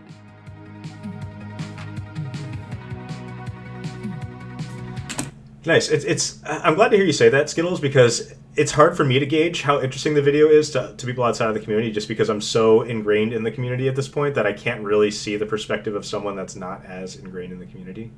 And especially since I like played a part in helping make this video, it makes me feel even closer to it. So it makes it even harder for me to be objective about it. But I'm glad to hear your perspective on that. I'd like to hear from people that have never had any experience with Cuphead at all, just to see how it compares to the other videos too, because I do really want to. I am very curious to how it appeals to completely an audience that's completely unfamiliar with it. You know basically nothing about Cuphead, but this video had you enthralled. Nice. That's what I like to hear. Homeslice Henry, watch through the whole thing. Great. Yeah, a couple of the people from Pokemon Go, I messaged about or told about or saw my tweet about it, ended up watching it and having pretty good feedback about the video. So I'm glad to hear that it's appealing to people even if you're not invested in the game. So I'm glad you guys liked it. Given all the activity, it's glad easy you liked to it too, forget, Hemlock. but at this point Cuphead wasn't even a year old, and yet version 1.1 had already seen 27 world records. Hardly a month ever passed without a new record, as runner after runner came along and got good. But now that the sub 30 was achieved, things finally slowed down. Compared to the previous 9 months, the fall of 2018 was a very quiet period for Cuphead speedruns. Through all of September, October, and November, no new world records were set. SBD Wolf's stranglehold on the leaderboard was too strong, and it stayed that way until something big happened in late 2018. To understand the next chapter in Cuphead's history, we have to look at the 7th place runner, a player named Grondius. Careful viewers may have seen it. By the way, I like this. Summoning Salt does this twice in this video, and I'm not going to spoil the second time. I'll pause it when it happens. But Summoning Salt 60 seconds ago, like referencing himself earlier in the video, is like a pretty funny way to approach this. I'm chuckling because I think the editing's very nice here. Summoning Salt 60 seconds ago, like you may have noticed this runner in this screenshot. Name earlier in this video. Grond got into Cuphead speedruns in the spring of 2018. So smug.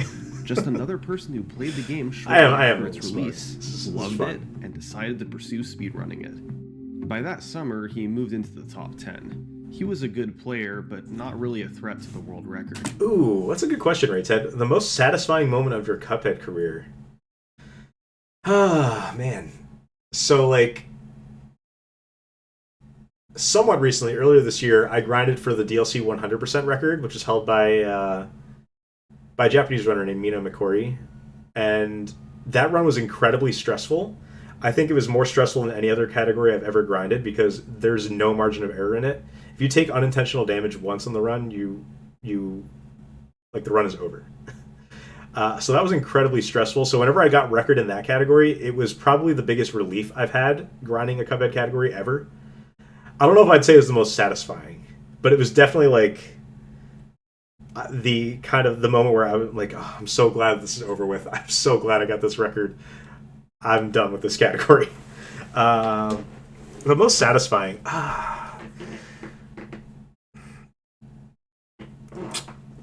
It's tough because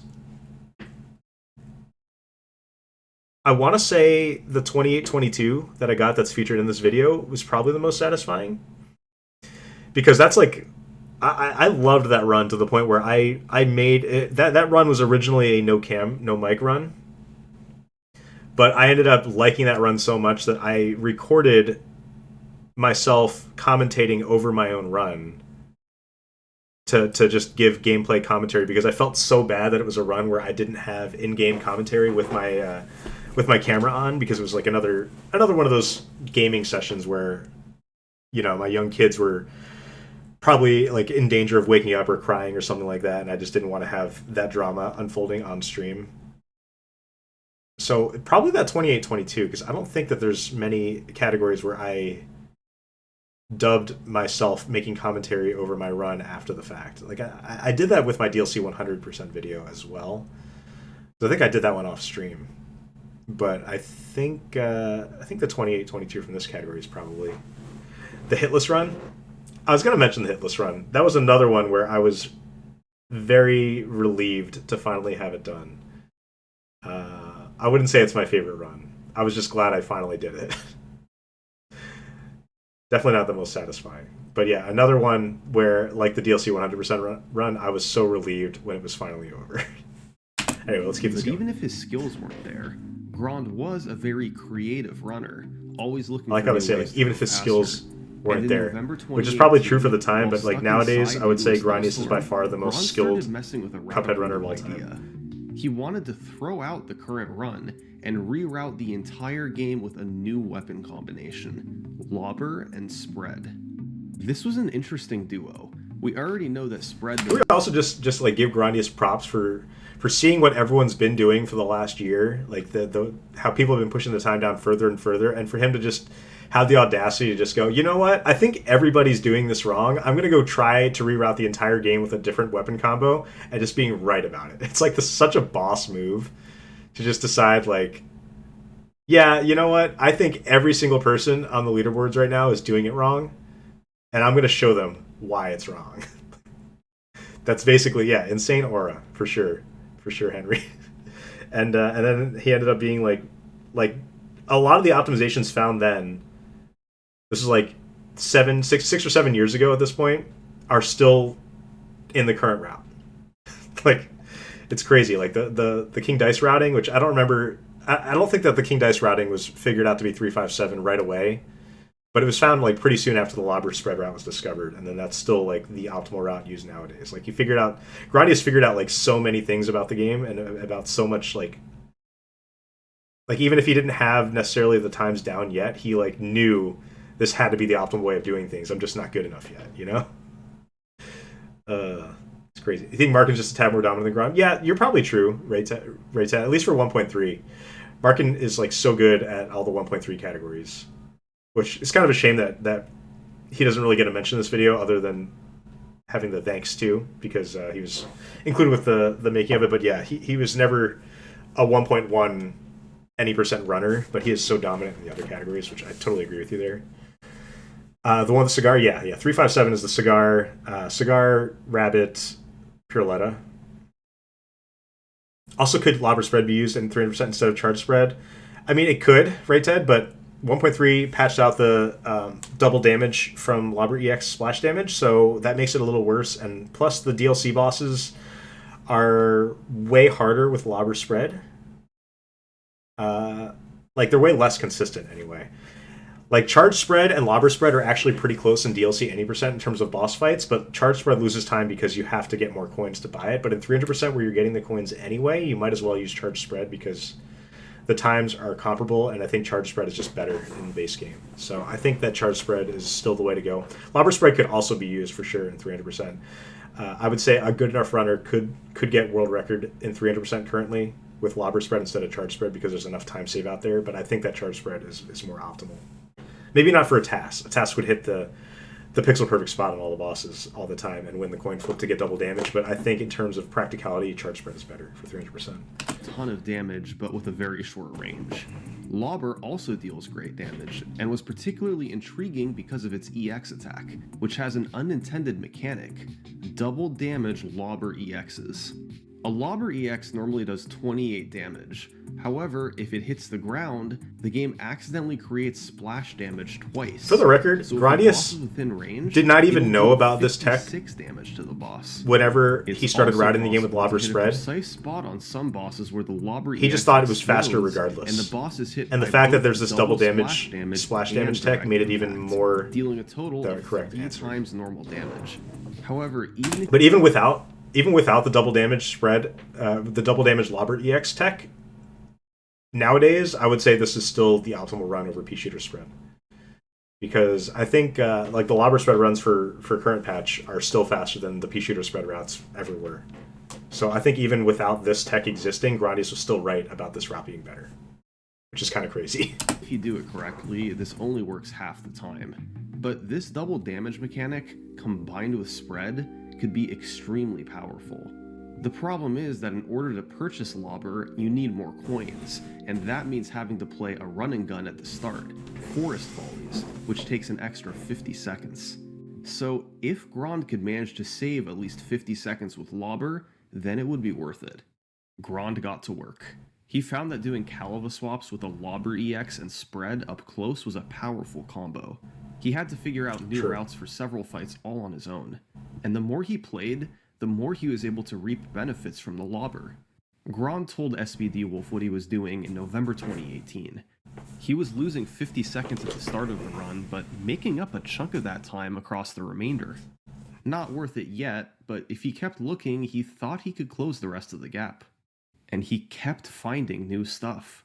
For Beppy Glitch, with the old weapon combo, you'd sometimes have to wait 4 or 5 cycles to get the right pattern, but with Lobber and Spread, you could always get the glitch in 3 cycles.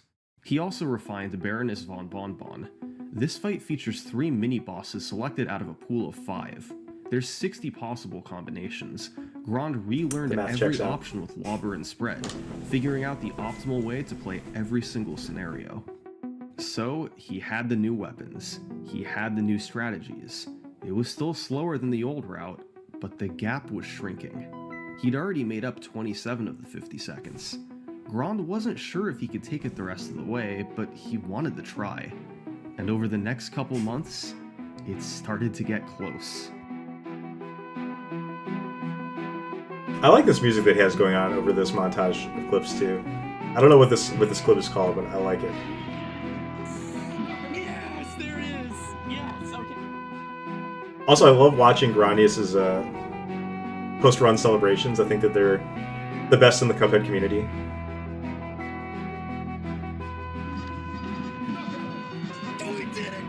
It's like the perfect amount of emotion where it's not like too over the top.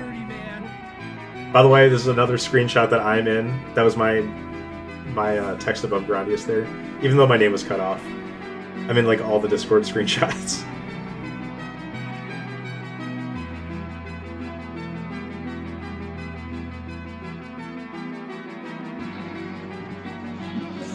Yes, dude. 29-23, dude. This was the culmination of an enormous effort in research and execution. He loves seeing me in every Discord screenshot congratulating people. Yeah, it's kind of crazy because I feel like I'm also all over, like, despite having to spend nearly maybe not as much in the Pokemon Go community, but I feel like I'm just all over the internet on like Twitter for Pokemon Go. But then I was also spending all this, like, how do I have enough hours in the day to be like constantly all over these gaming communities? Motivation to continue, but maybe SBD Wolf could egg him on.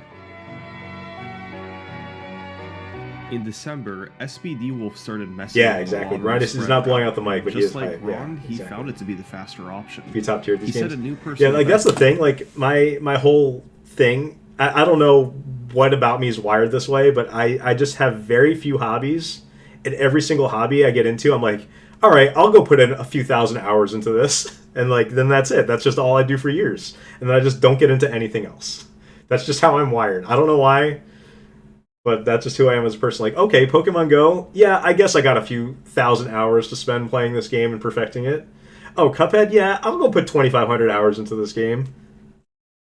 I will say I have the best return on investment probably out of any gamer in the world because I've put in $0 into Pokemon Go and gotten thousands of hours of play out of it and fun. And Cuphead was a $19.99 game that I've gotten like almost probably over 3,000 hours now. So like when you look at the hourly, like how much money I pay per hour to like play a game, it's like barely, I'm basically getting paid to play these video games. It's like no money at all because I spend so little money on games. Like people will have habits, so they'll go out there. Like I know people that are like, yeah, you know, I don't have any bad habits. I'm not like a drinker or anything. I'm not out there spending money frivolously on things. But I'll go out there. I'll treat myself. I'll buy like $200 worth of video games a month. And me, I'm like, oh man, $200 worth of video games. It's like 10 years of video games for me. Because like I will play 4 video games for a decade, and then like that's fine. I'm cool with it. That's just who I am. I don't know why. I feel like that's not a normal thing.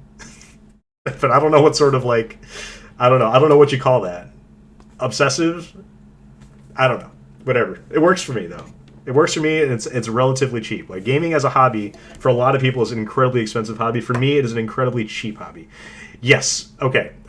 My one guilty pleasure is spending a bunch of money on Steam bundles where it's a bunch of like really cheap indie games where it's like, okay, buy these 10 games and it's like $20. And I'm like, $2 a game? I can't say no to that. Yeah, Brent, my brother, he definitely moves to between games way quicker than me. Yeah, but yeah, the horror games, I can't help myself. Okay, I dabble, and it's October. Okay, I'm sure a lot of games are on sale on Steam now or going to be on sale in the near future. I will probably buy more horror games and stream more horror games in the near future. So that's the only thing that can really get me though. 2945, then continued with attempts to get the world record back. SPD Wolf and I really think you would like Clash Royale. No. I'm not going to get involved in that, Ray said. I just saw that message now. I've seen people that are involved in Clash Royale. It does not seem like something I would want to get invested into. And like people have told me like, oh, Jason, you should play World of Warcraft. Like, no, I've seen people that play World of Warcraft, and I know the type of person I am. I do not want to start another 5,000 plus hour hobby at this time. Like I got out of RuneScape like fairly early on. I probably only spent like 1,000 hours in RuneScape, and I never looked back. Okay, I have to choose wisely. Do you put yourself in top 5 players of all time for Cuphead? Yeah, I would say so. I would say so. Like, I don't know what I'd put on the Mount Rushmore of Cuphead players. Gradius for sure, and Markin for sure, and probably SPD Wolf as well. And then I would say myself, and then maybe Sublime. Sublime for his like hater percent and Legacy 1.0 runs. But it's tough because like that 5th spot, I don't know, like you can make a case for like TMR as well, like Luigi in the early game dominance, Finton, who has like the Legacy record now. Like it's tough to say for sure. Yeah, Quinsley, like a lot of the newer gen runners, I don't follow nearly as much. Like I know Quinsley has a bunch of really good times, and like Mr. Butter and Gamer Attack. I mean, Gamer Attack's been around for a while. I can't even really call him like a newer gen runner. I like Clipboard Guy as well. So there's like a lot of spots, but like in terms of just from my perspective, from whenever I was heavily involved in the community, I would say I'm a top 5. But if someone didn't want to include me in their top 5 list, I would totally understand. Like I get it. I'm not as active on Cuphead nowadays.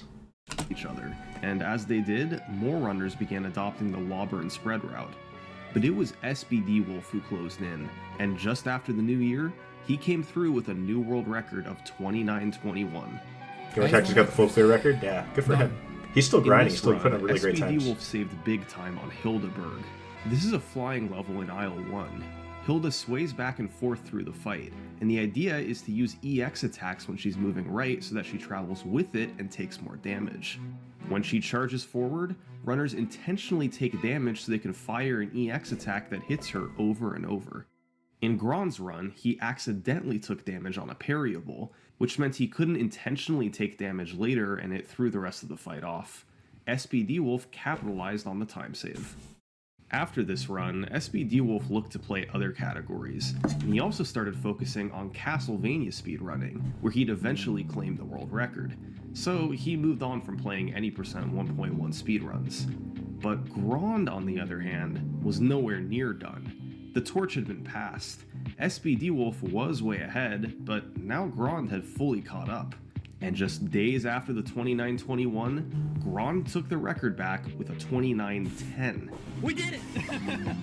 All right, world record reclaimed. The most notable split in this run was Baroness. He got Cupcake, Waffle, Candy Corn, one of the fastest patterns. Such a good much pattern. Faster than SPD Wolf split, which got Jawbreaker, Cupcake, and Gumball. In general, Waffle is super fast, so you want that to be one of the 3. Suddenly, just 11 seconds from the next minute barrier, Grand pushed onward. He grinded off and on all through the month of January, while also searching for faster ways to defeat bosses. One thing he discovered was tech called flick lobbers.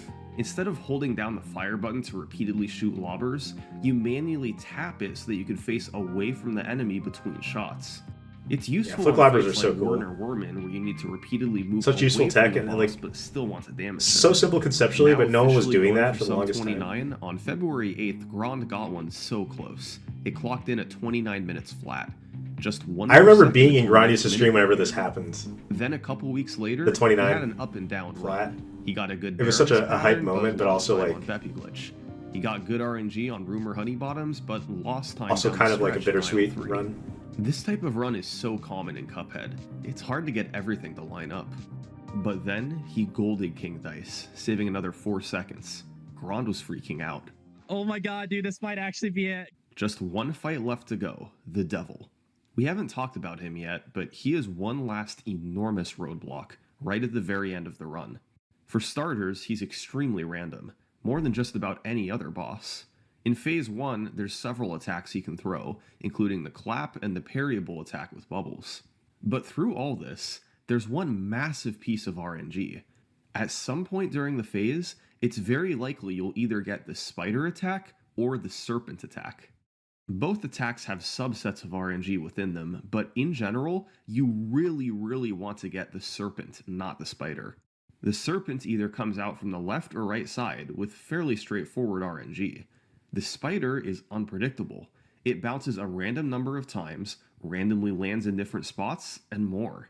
It's so hard to make a game plan. In general, the spider is at least a 6 to 7 second time loss over the serpent. It's 50-50 which one you'll get. So at the very end of the run, there's basically a coin flip as to whether or not you make it. It's brutal. And that's just Phase 1. You then jump down a hole and there's a brief cutscene animation where Cuphead stares in awe before Phase 2 begins. If you pause and unpause, then use an EX, you can shoot and move during this animation. The Geo Buffer. So on this pace with sub 29 on the line, Grand had a lot to think about. The Devil opened with some normal attacks, and then the moment of truth. Hey, Gimme Arms, welcome in. Hey, just enjoyed watching this video a lot. I'm impressed with your top level player, multiple games, commander willingness to help in both. Yeah, thanks. I appreciate that. I try my best to be a helpful member of the community. I know sometimes I can have kind of a polarizing personality on the Pokemon Go community on Twitter with some of my hot takes. Sometimes I have some unpopular opinions, but I think overall I like to try to help people. So I'm glad that you see it that way, and I feel like I am much more positive force in the Cuphead speedrunning community in terms of helping people. But probably up for debate for some people as well. But yeah, thanks. I'm glad you enjoyed the video. Was this spider or serpent?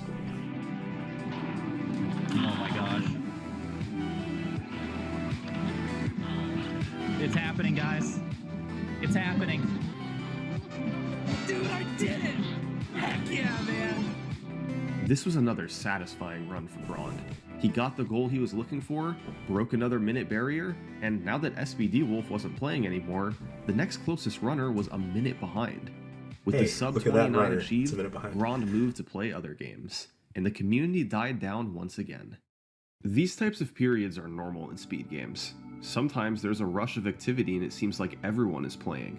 Other times, everyone's on a break at the same time, and there's no real competition for the record. The latter was definitely true in the spring of 2019. Grand's 2853 was an amazing run, and now that glitches had been allowed for several months, it was less exciting and new. But in mid-April 2019, this period of inactivity came to an abrupt end. Because that's when the developers released yet another patch for Cuphead, version 1.2. Speedrunners were looking forward to this update, but were soon disappointed. Version 1.2 removed a lot of glitches. They patched out double damage lobber EXs, got rid of the ability to clip through objects, and changed various hitboxes. Disappointing. 16 months But I did ago, like- when the game went I did like 1.0 to 1.2. 1.1, it worked out well from a speedrunning perspective. Major glitches were patched, so runners were forced to come up with new tech. But 1.1 to 1.2 took it a bit too far. That cool tech was now removed, and it made fights last longer. It was a fine update for casual players, but speedrunners didn't know what to do.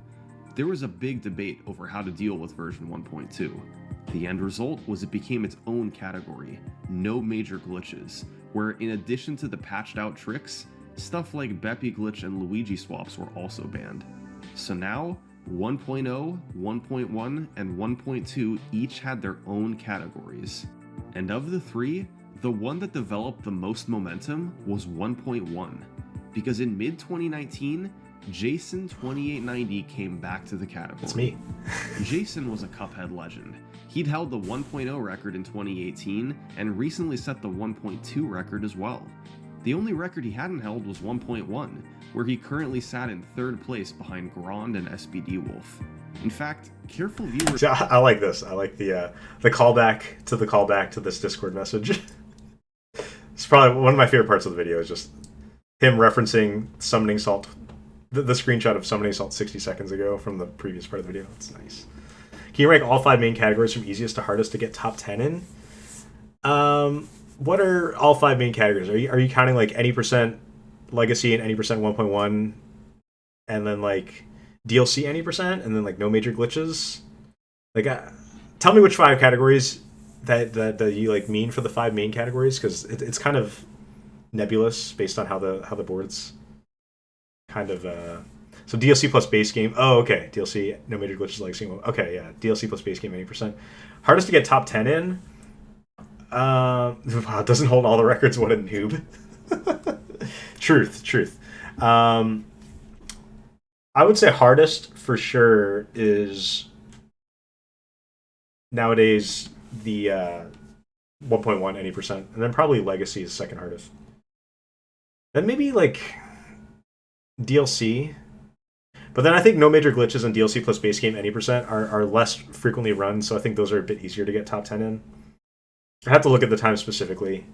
DLC plus base game any percent is probably the easiest to get top 10 in out of those 5 main categories, because I think it has the fewest number of runners. So I would say probably that by default. Good question, though. You might have noticed them earlier in this video. Cuphead runners are some of the most collaborative I've ever seen. Jason and Grand talked all the time and compared their fastest segments. And as a result, in late June, Jason took his PB straight from a 29.54 to a 29 flat. Wow. Oh my goodness. I just realized this now. Okay, very, very slight Actually, almost misspeak Jason by Summoning Salt there. He says I took my PB from a 29.54 to a 29 flat. It's actually 29.56 according to my splits here, I think. Unless my splits are wrong. Maybe I'm wrong. I don't know. But straight from a 29.54 to a 29 flat. Wow. Oh my goodness. maybe I did have old 29.54 splits. I'm not actually sure. Sub 29. He was actually on world record pace late, but he took a slower route on King Dice and made some mistakes. Yeah. So Jason, I went 3-4-8, I He think, played all through that summer because it was safer. And in August, he took the 1.1 record for the first time ever with a 28.49. Yeah. So I was mentioning this earlier. 8/13/2019. This is 6 days after my now 6-year-old was born. So that's why I was streaming with no cam for this. No cam, no mic. It was probably like the middle of the night too. Yeah. Okay. Right. So yeah, I think I can't remember what time of day it was when I set this record, but that's why I was streaming with no cam, no mic. So I had a 6-day-old baby that I was probably holding or was very close by while I was playing. Yeah, it is crazy. At this point, Rondon. By the way, I'll pause here in case anyone wants to read through these screenshots. I think it's interesting. You don't really get enough time during the video without pausing to read through it. But Grinding and I just talking back and forth about our times and what we can improve on. It was a lot of friendly competition. I think Ron is a really good friend in the community, so we had a lot of good memories looking back on this time frame in Cuphead speedrunning. And Grinding even nowadays will probably mention that the mid 2019 part of his Cuphead speedrunning career, where we were like trading record back and forth, is probably like the most fun part of the history of that category for him. And I agree, for me too. Oh wait, I accidentally muted it. Hold on one sec. That they had found. Their focus was less.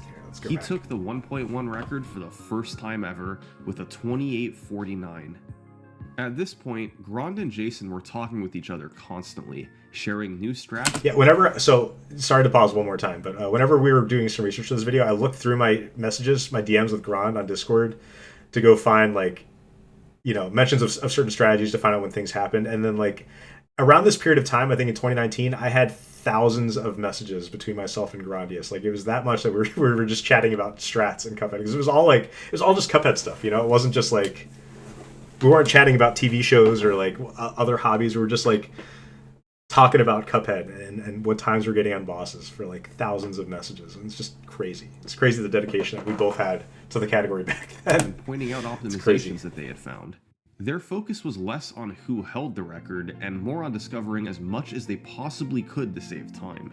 They found small improvements on Cagney Carnation, Hilda Berg, Calamaria, and more.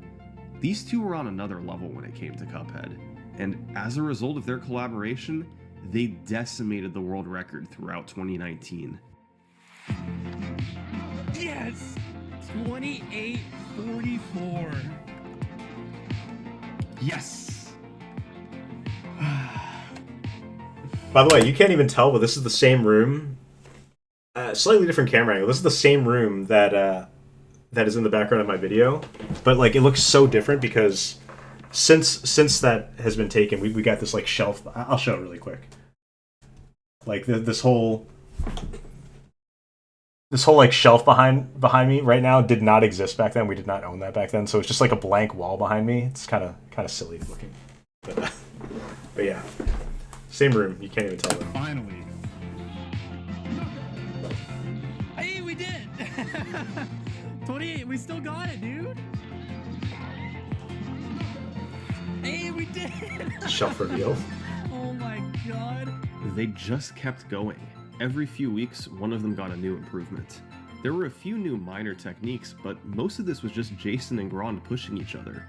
Generally, these were very small improvements to the record, but this was nothing compared to the run that Jason got on November 13th, 2019. Yeah, we did it back to back, yeah. The run really started on Hildeberg, where he got an excellent 103.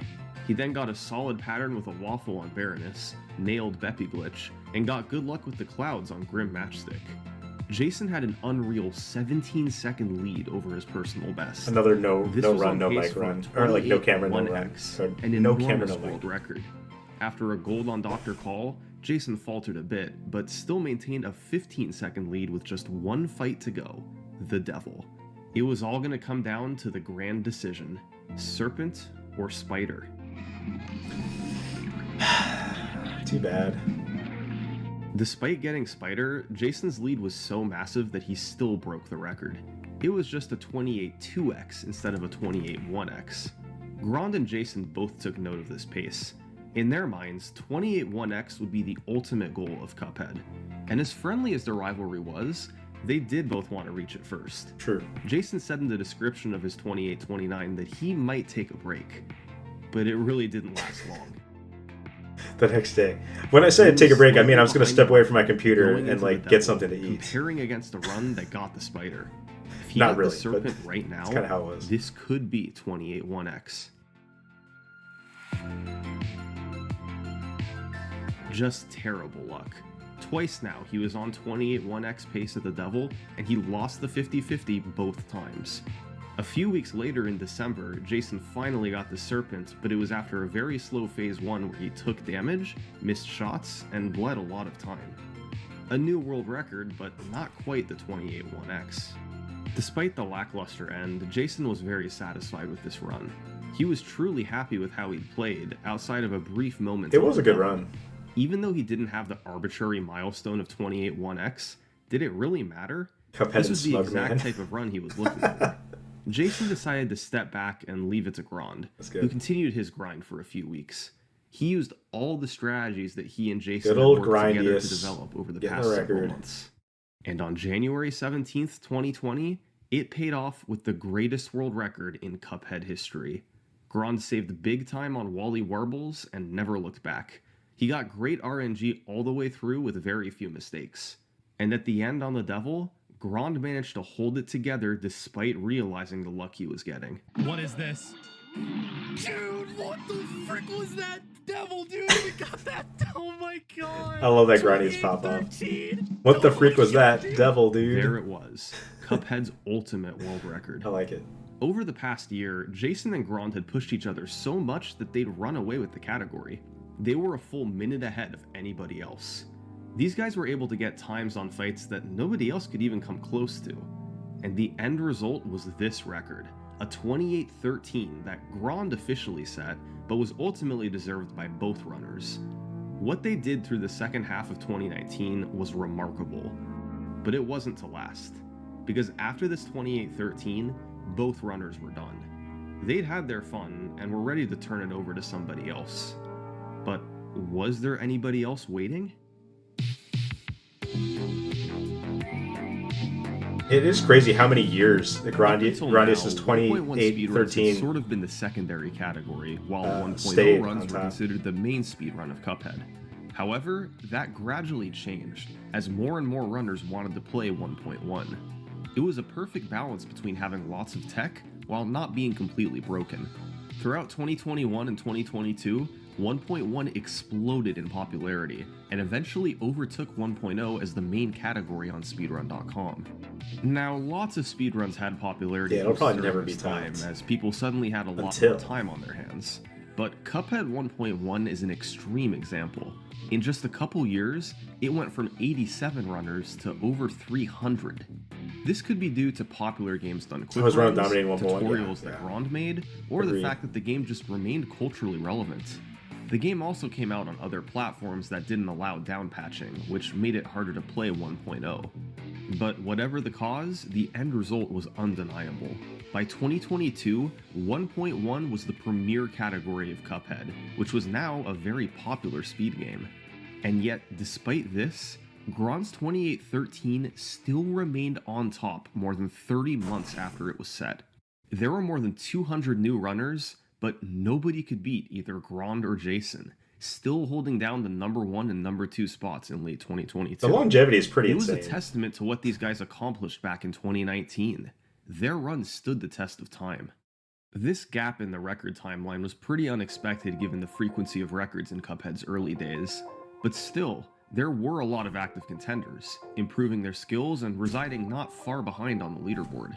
If one of them could just get that small amount better, they could separate from the pack and make a run at the world record. Maybe buy Cuphead for many your Switch months, too. Can't nobody imagine you could going do through it that. very quickly. But on August It's a great game. It's well 2022, worth it, and it's someone not submitted that expensive. You know, it's 28-16 to the leaderboard. indie with game, one simple line 20 in the bucks. description. I'm coming for you, Grondius. I like this introduction to This Clipboard Guy. is Clipboard Guy. That is pretty cool. Clipboard Guy started. I'm coming in for you, the game Grond. He's like shortly calling out the after world Grond's record holder was set in the comments for January your 2020. second place run. He actually learned from the It's nice. tutorials that Grond made. Like many in the community, he gradually improved over the next couple years. By May 2021, he had a sub 30, and by that October, he had a sub 29, a distant third behind Jason and Grond.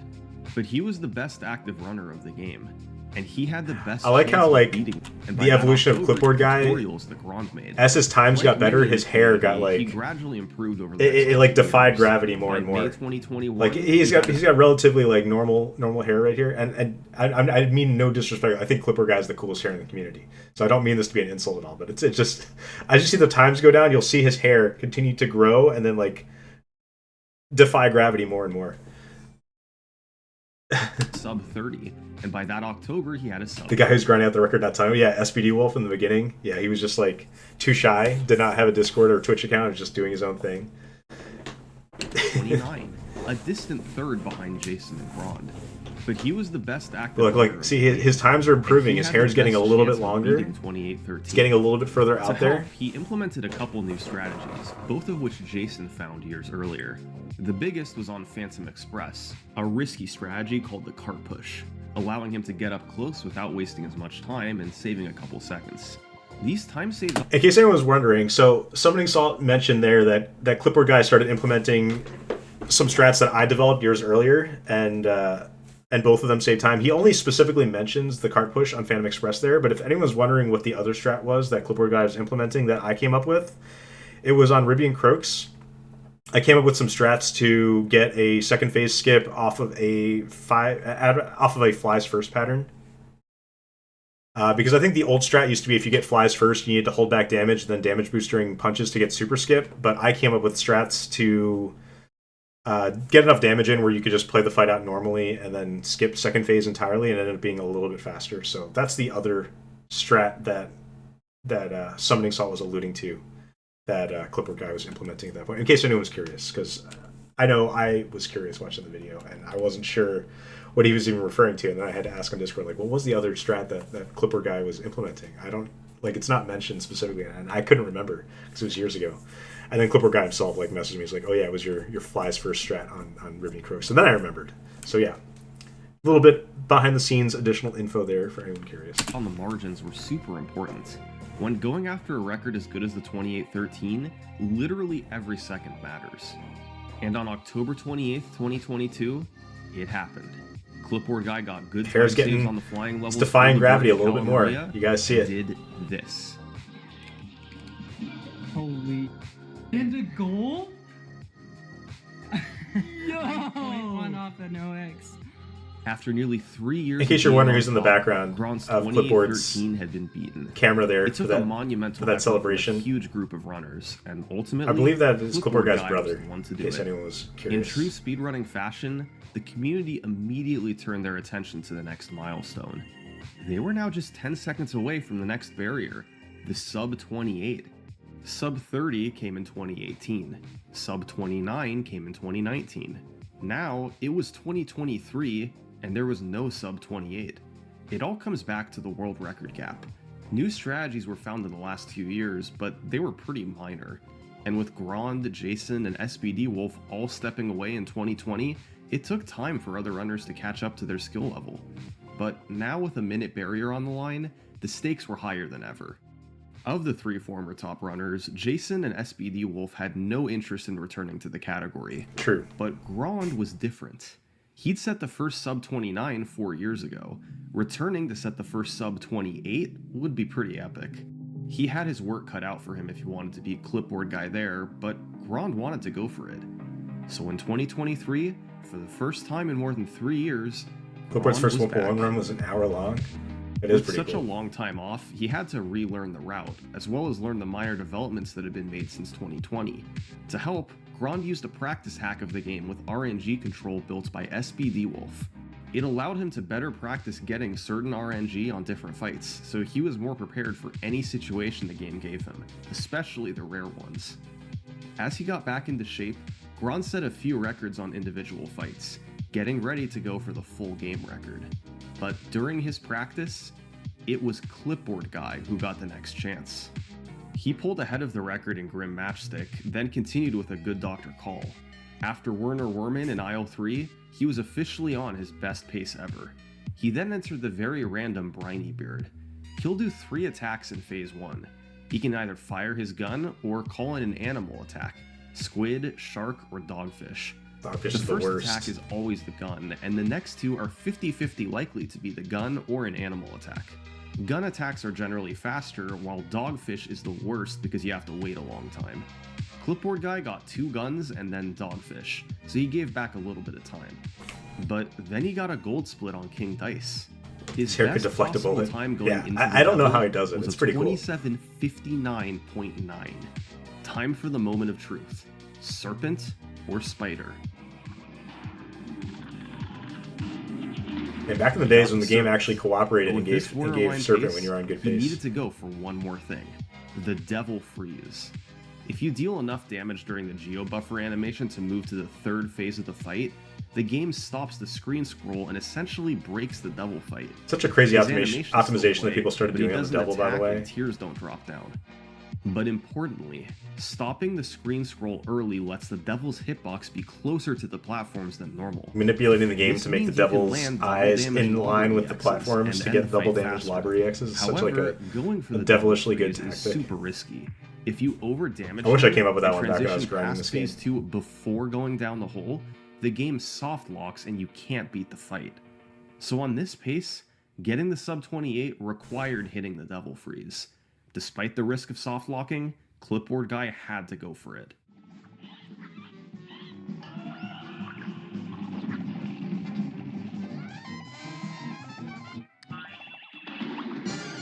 quite enough. So close. Wow. Yeah, it's unfortunate, but because I could have gotten double glitch there. And if I did, that probably would have been sub 28, but still really good run. It just wasn't quite enough damage. The sub 28 would have to wait. But the blueprint for such a run was now in place. Players needed a fast enough run going into the devil, and then they needed the serpent pattern plus the devil freeze. If any of these three things weren't in place, it's such a then sub crazy 28 RNG was grind just about nowadays. impossible. You have to play super well in the rest of the run Clipboard Guy and were the do only that. active runners with the potential to do this. It was a race to see who could get everything lined up first.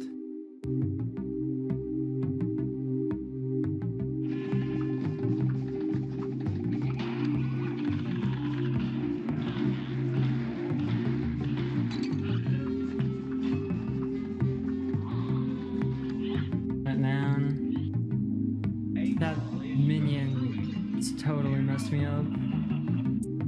I don't think it's necessarily explained too well in the video, because it's such a minor thing, so I don't think it's necessary to explain. But the reason why Clipboard Guy knew that he soft-locked at that point is because there's an audio cue that plays whenever the devil goes from second phase to third phase, where the devil goes like, "Ugh," something like that. And you could hear it faintly in the background of that clip. So Clipboard knew once he heard that audio cue that he overdamaged the devil, and he was going to soft-lock. Just in case anyone was wondering how he knew.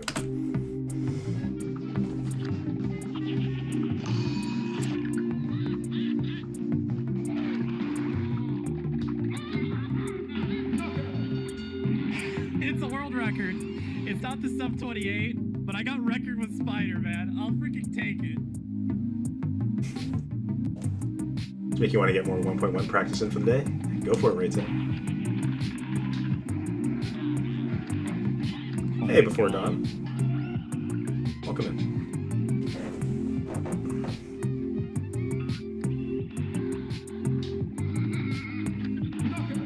Oh my god, dude, what? I actually got it. There was always something missing, either the spider pattern or a missed devil freeze. And now that Grand had finally gotten both in a run, it just happened to be on a pace that was too slow for sub 28. There seemed to be no way around it. It had to be a good run with a really good devil. Well, on August 16th, 2023, Grand got a run going that I would say definitely... It's crazy how this is like qualifies as a 4 good years pace after into the Grandius and I were like competing. And Grandius is still playing at such a high level.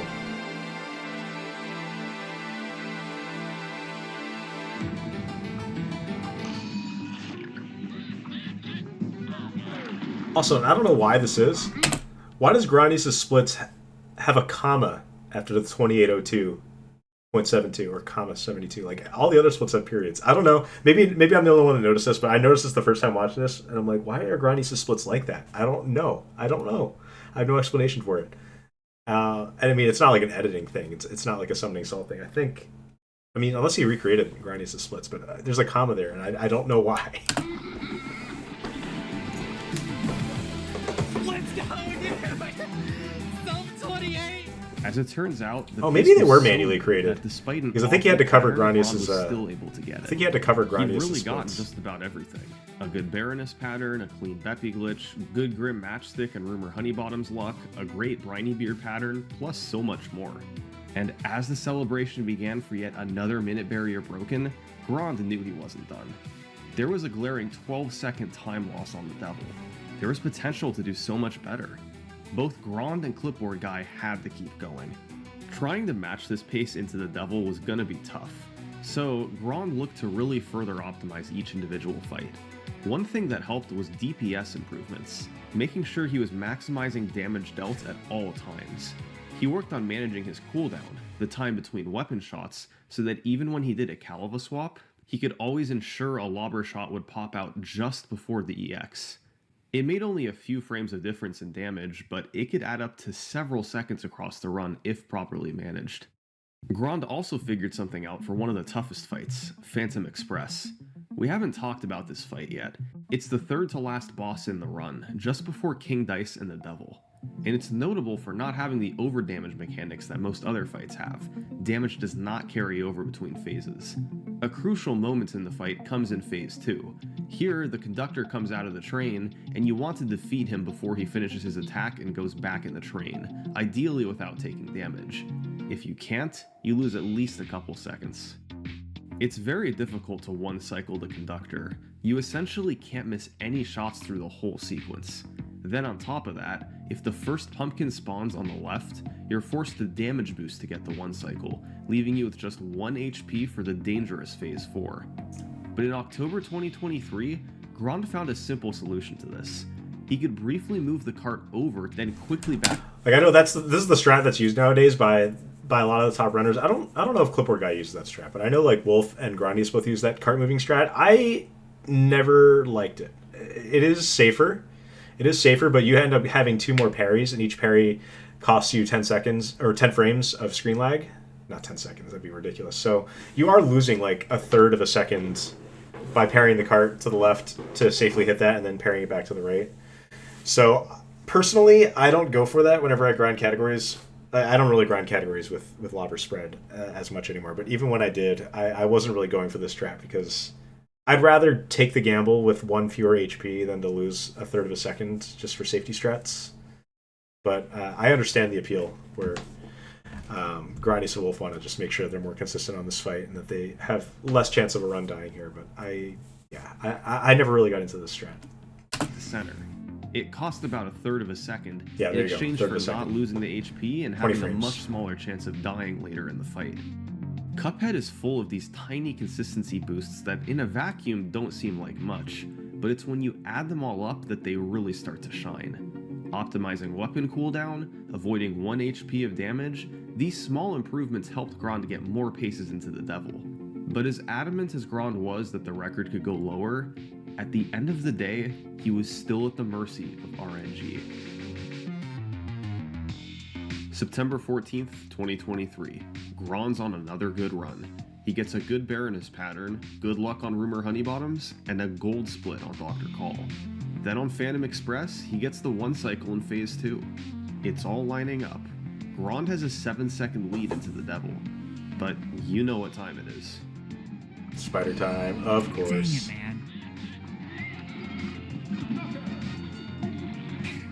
Still a small record, but once again, there was no serpent. Classic. A month later, it was a similar. This stage of the game pretty much seconds always ahead into gave the devil, Spider like on any potential run on for a good big pace. record if he could get serpent.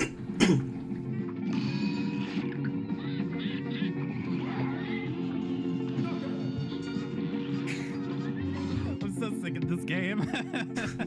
In November, Grand had a run with some notable flaws. He got hit at the start of both Grim Matchstick and Cala Maria, and got worse. Every time you have a run RNG that's a beard. little subpar, that's when you know you're He going to was get the good behind RNG. into the devil. So of course, this is the run he finally got serpent. Just kill him. Record like 3 seconds at a I'll time. take it, man. It just wasn't fair. Of course, Grand was happy he broke the record, but he once again didn't have everything line up. It still wasn't quite the run he was looking for. Over the next couple weeks, Grand set a couple more small world records. Just a few months ago, he was practically retired from the category. Now, he was unstoppable.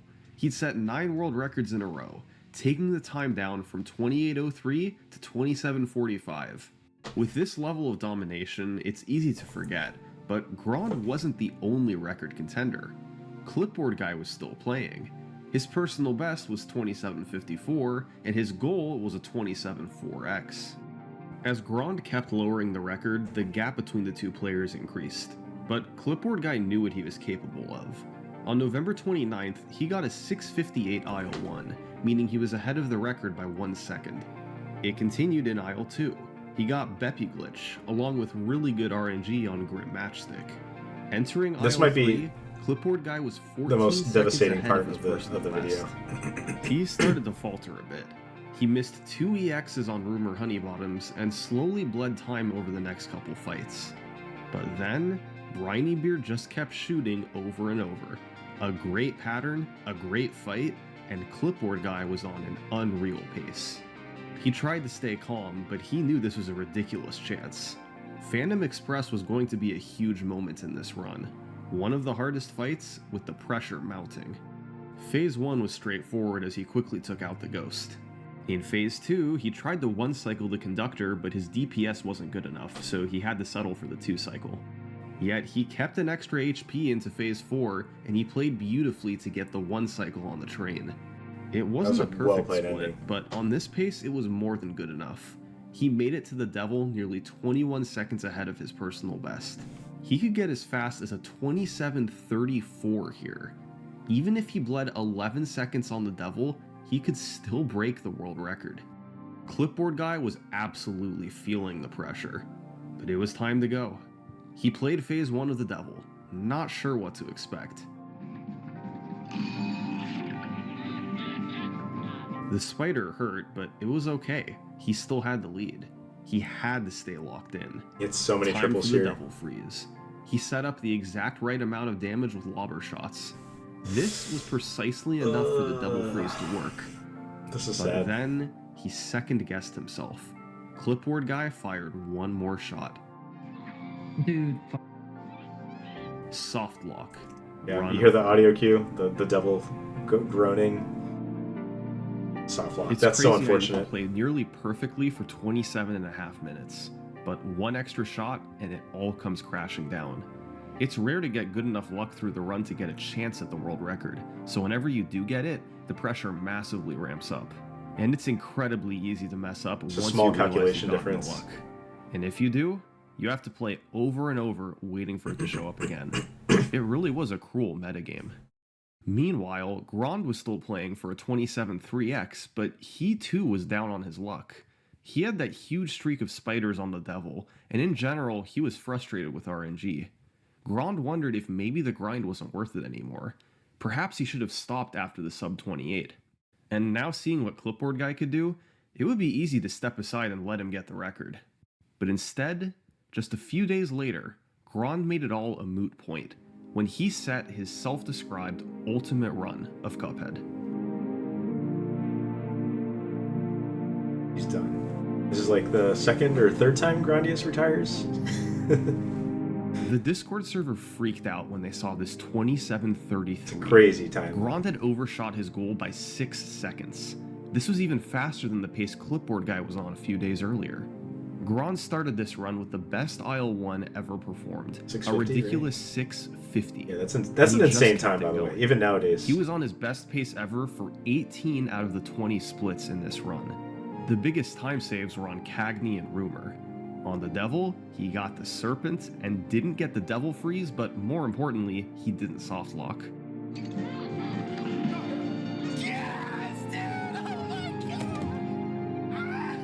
One other little thing that helped Grand, he Such a was good really pop-up. good at star skip.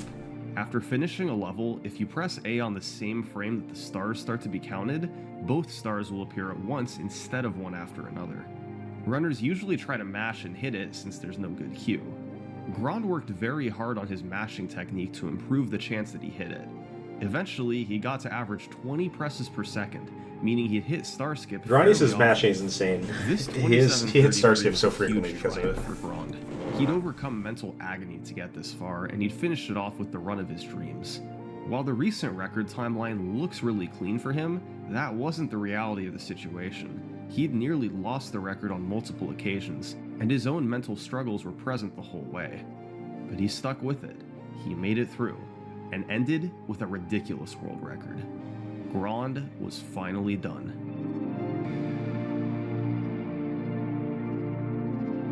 The return.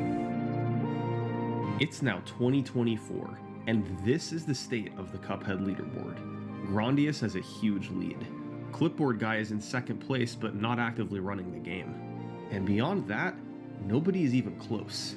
It's a mix of inactive runners from years ago It's me, and modern inactive runners runner. who are good, but not on world record level. There wasn't much hope in beating Grand's 27:33. And so, nothing changed through the first half of 2024. Then in July, a runner named Mr. Butter became the third member of the Sub 28 Club, getting a time of 27:55. However, he didn't pursue a lower time, so he wasn't really a threat to the record. In August, a runner named Quinsley got a huge PB of 27:40, knocking clipboard guy out of second place. But Quinsley couldn't beat his time either, as his run was a massive PB for him. Perhaps to take it the rest of the way, Cuphead needed a runner with a bit more experience. Someone like SBD Wolf. The return of the That king. month, a local gaming convention near SBD Wolf was looking for speedrunners to perform live. He thought Cuphead would be a good run to showcase, so he started practicing for it. SBD Wolf hadn't played the category in more than 5 years. His personal best of 29:21, once a world record, was now in 19th place. But even though he hadn't been actively playing, he'd still watched Grand and others over the past few years, so he had an idea of the new strategies and techniques. He worked on implementing them, and his personal bests started to drop. 28:48, 28:26, 28:13. He played live at the convention, but decided he wanted to keep going. 28:03, 28:01, 27:51. What SBD Wolf was doing was unbelievable. He hadn't played in years, since back in the days when Lobber and Spread was brand new and really basic. He had learned 5 years of advancements in a couple months, and he was back to being a world record contender. But Wolf he is had such to a act grinder. fast. Grand was considered He the will world's best definitely player, and he could come back at put me any to shame moment with to how much I defend like to his grind record. games. If SBD Wolf's on another wanted level. to snag the world record, he had to do it right now. He began comparing against the world record in his splits, and it all came down to a run on November 20th, 2024. SBD Wolf fell a bit behind early, and he accidentally took damage on Wally, which prevented the fastest kill. But he had a fast Beppy glitch to pull back even. The world record had a really good Rumor Huddy bottom, so he lost time there, but a good Briny pattern made up that time, and a gold split on King Dice put him in the lead. This was it, just the devil to go. If SBD Wolf got Spider, then he couldn't break the record, but would still be able to get a large personal best.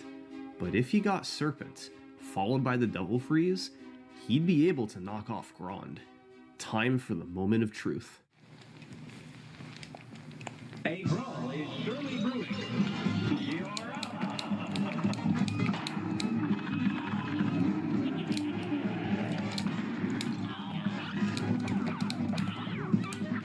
Hitting Serpent first is not the most ideal RNG.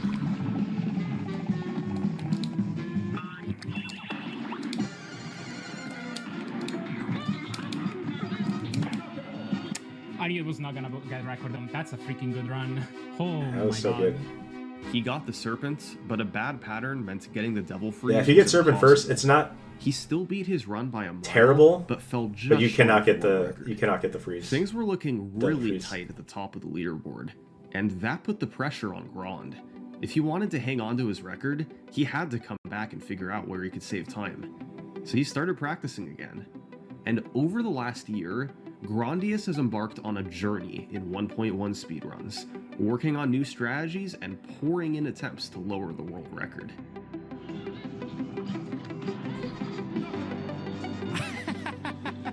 Alright, whatever. I'll take it. A big change he made was focusing heavily on the spider. He spent hours mapping out all 20 spider patterns and their offsets, figuring out the optimal way it's to pretty recognize and play each scenario. He found ways to make certain spider patterns only a small time loss, not as good as Serpents, but not automatically run over. Let's go, dude! Yes! Actually clutched out an insane double. He also heavily grinded individual level records. He'd done this in the past too, but this time he took it to a new level. At one point, he managed to hold all 19 world records using the in-game timer. Let's go, you What? No shot! And boy did Grand work on new strategies. He went for a more consistent clip in Forest Follies that allowed him to get more runs going. He implemented a more consistent strategy on Goopy, first used by a runner named Michael. There were many small half a second to a second time saves that added up across the run. Yes, dude, I clutched it! The freaking 1x, baby! There were also some collaborative efforts.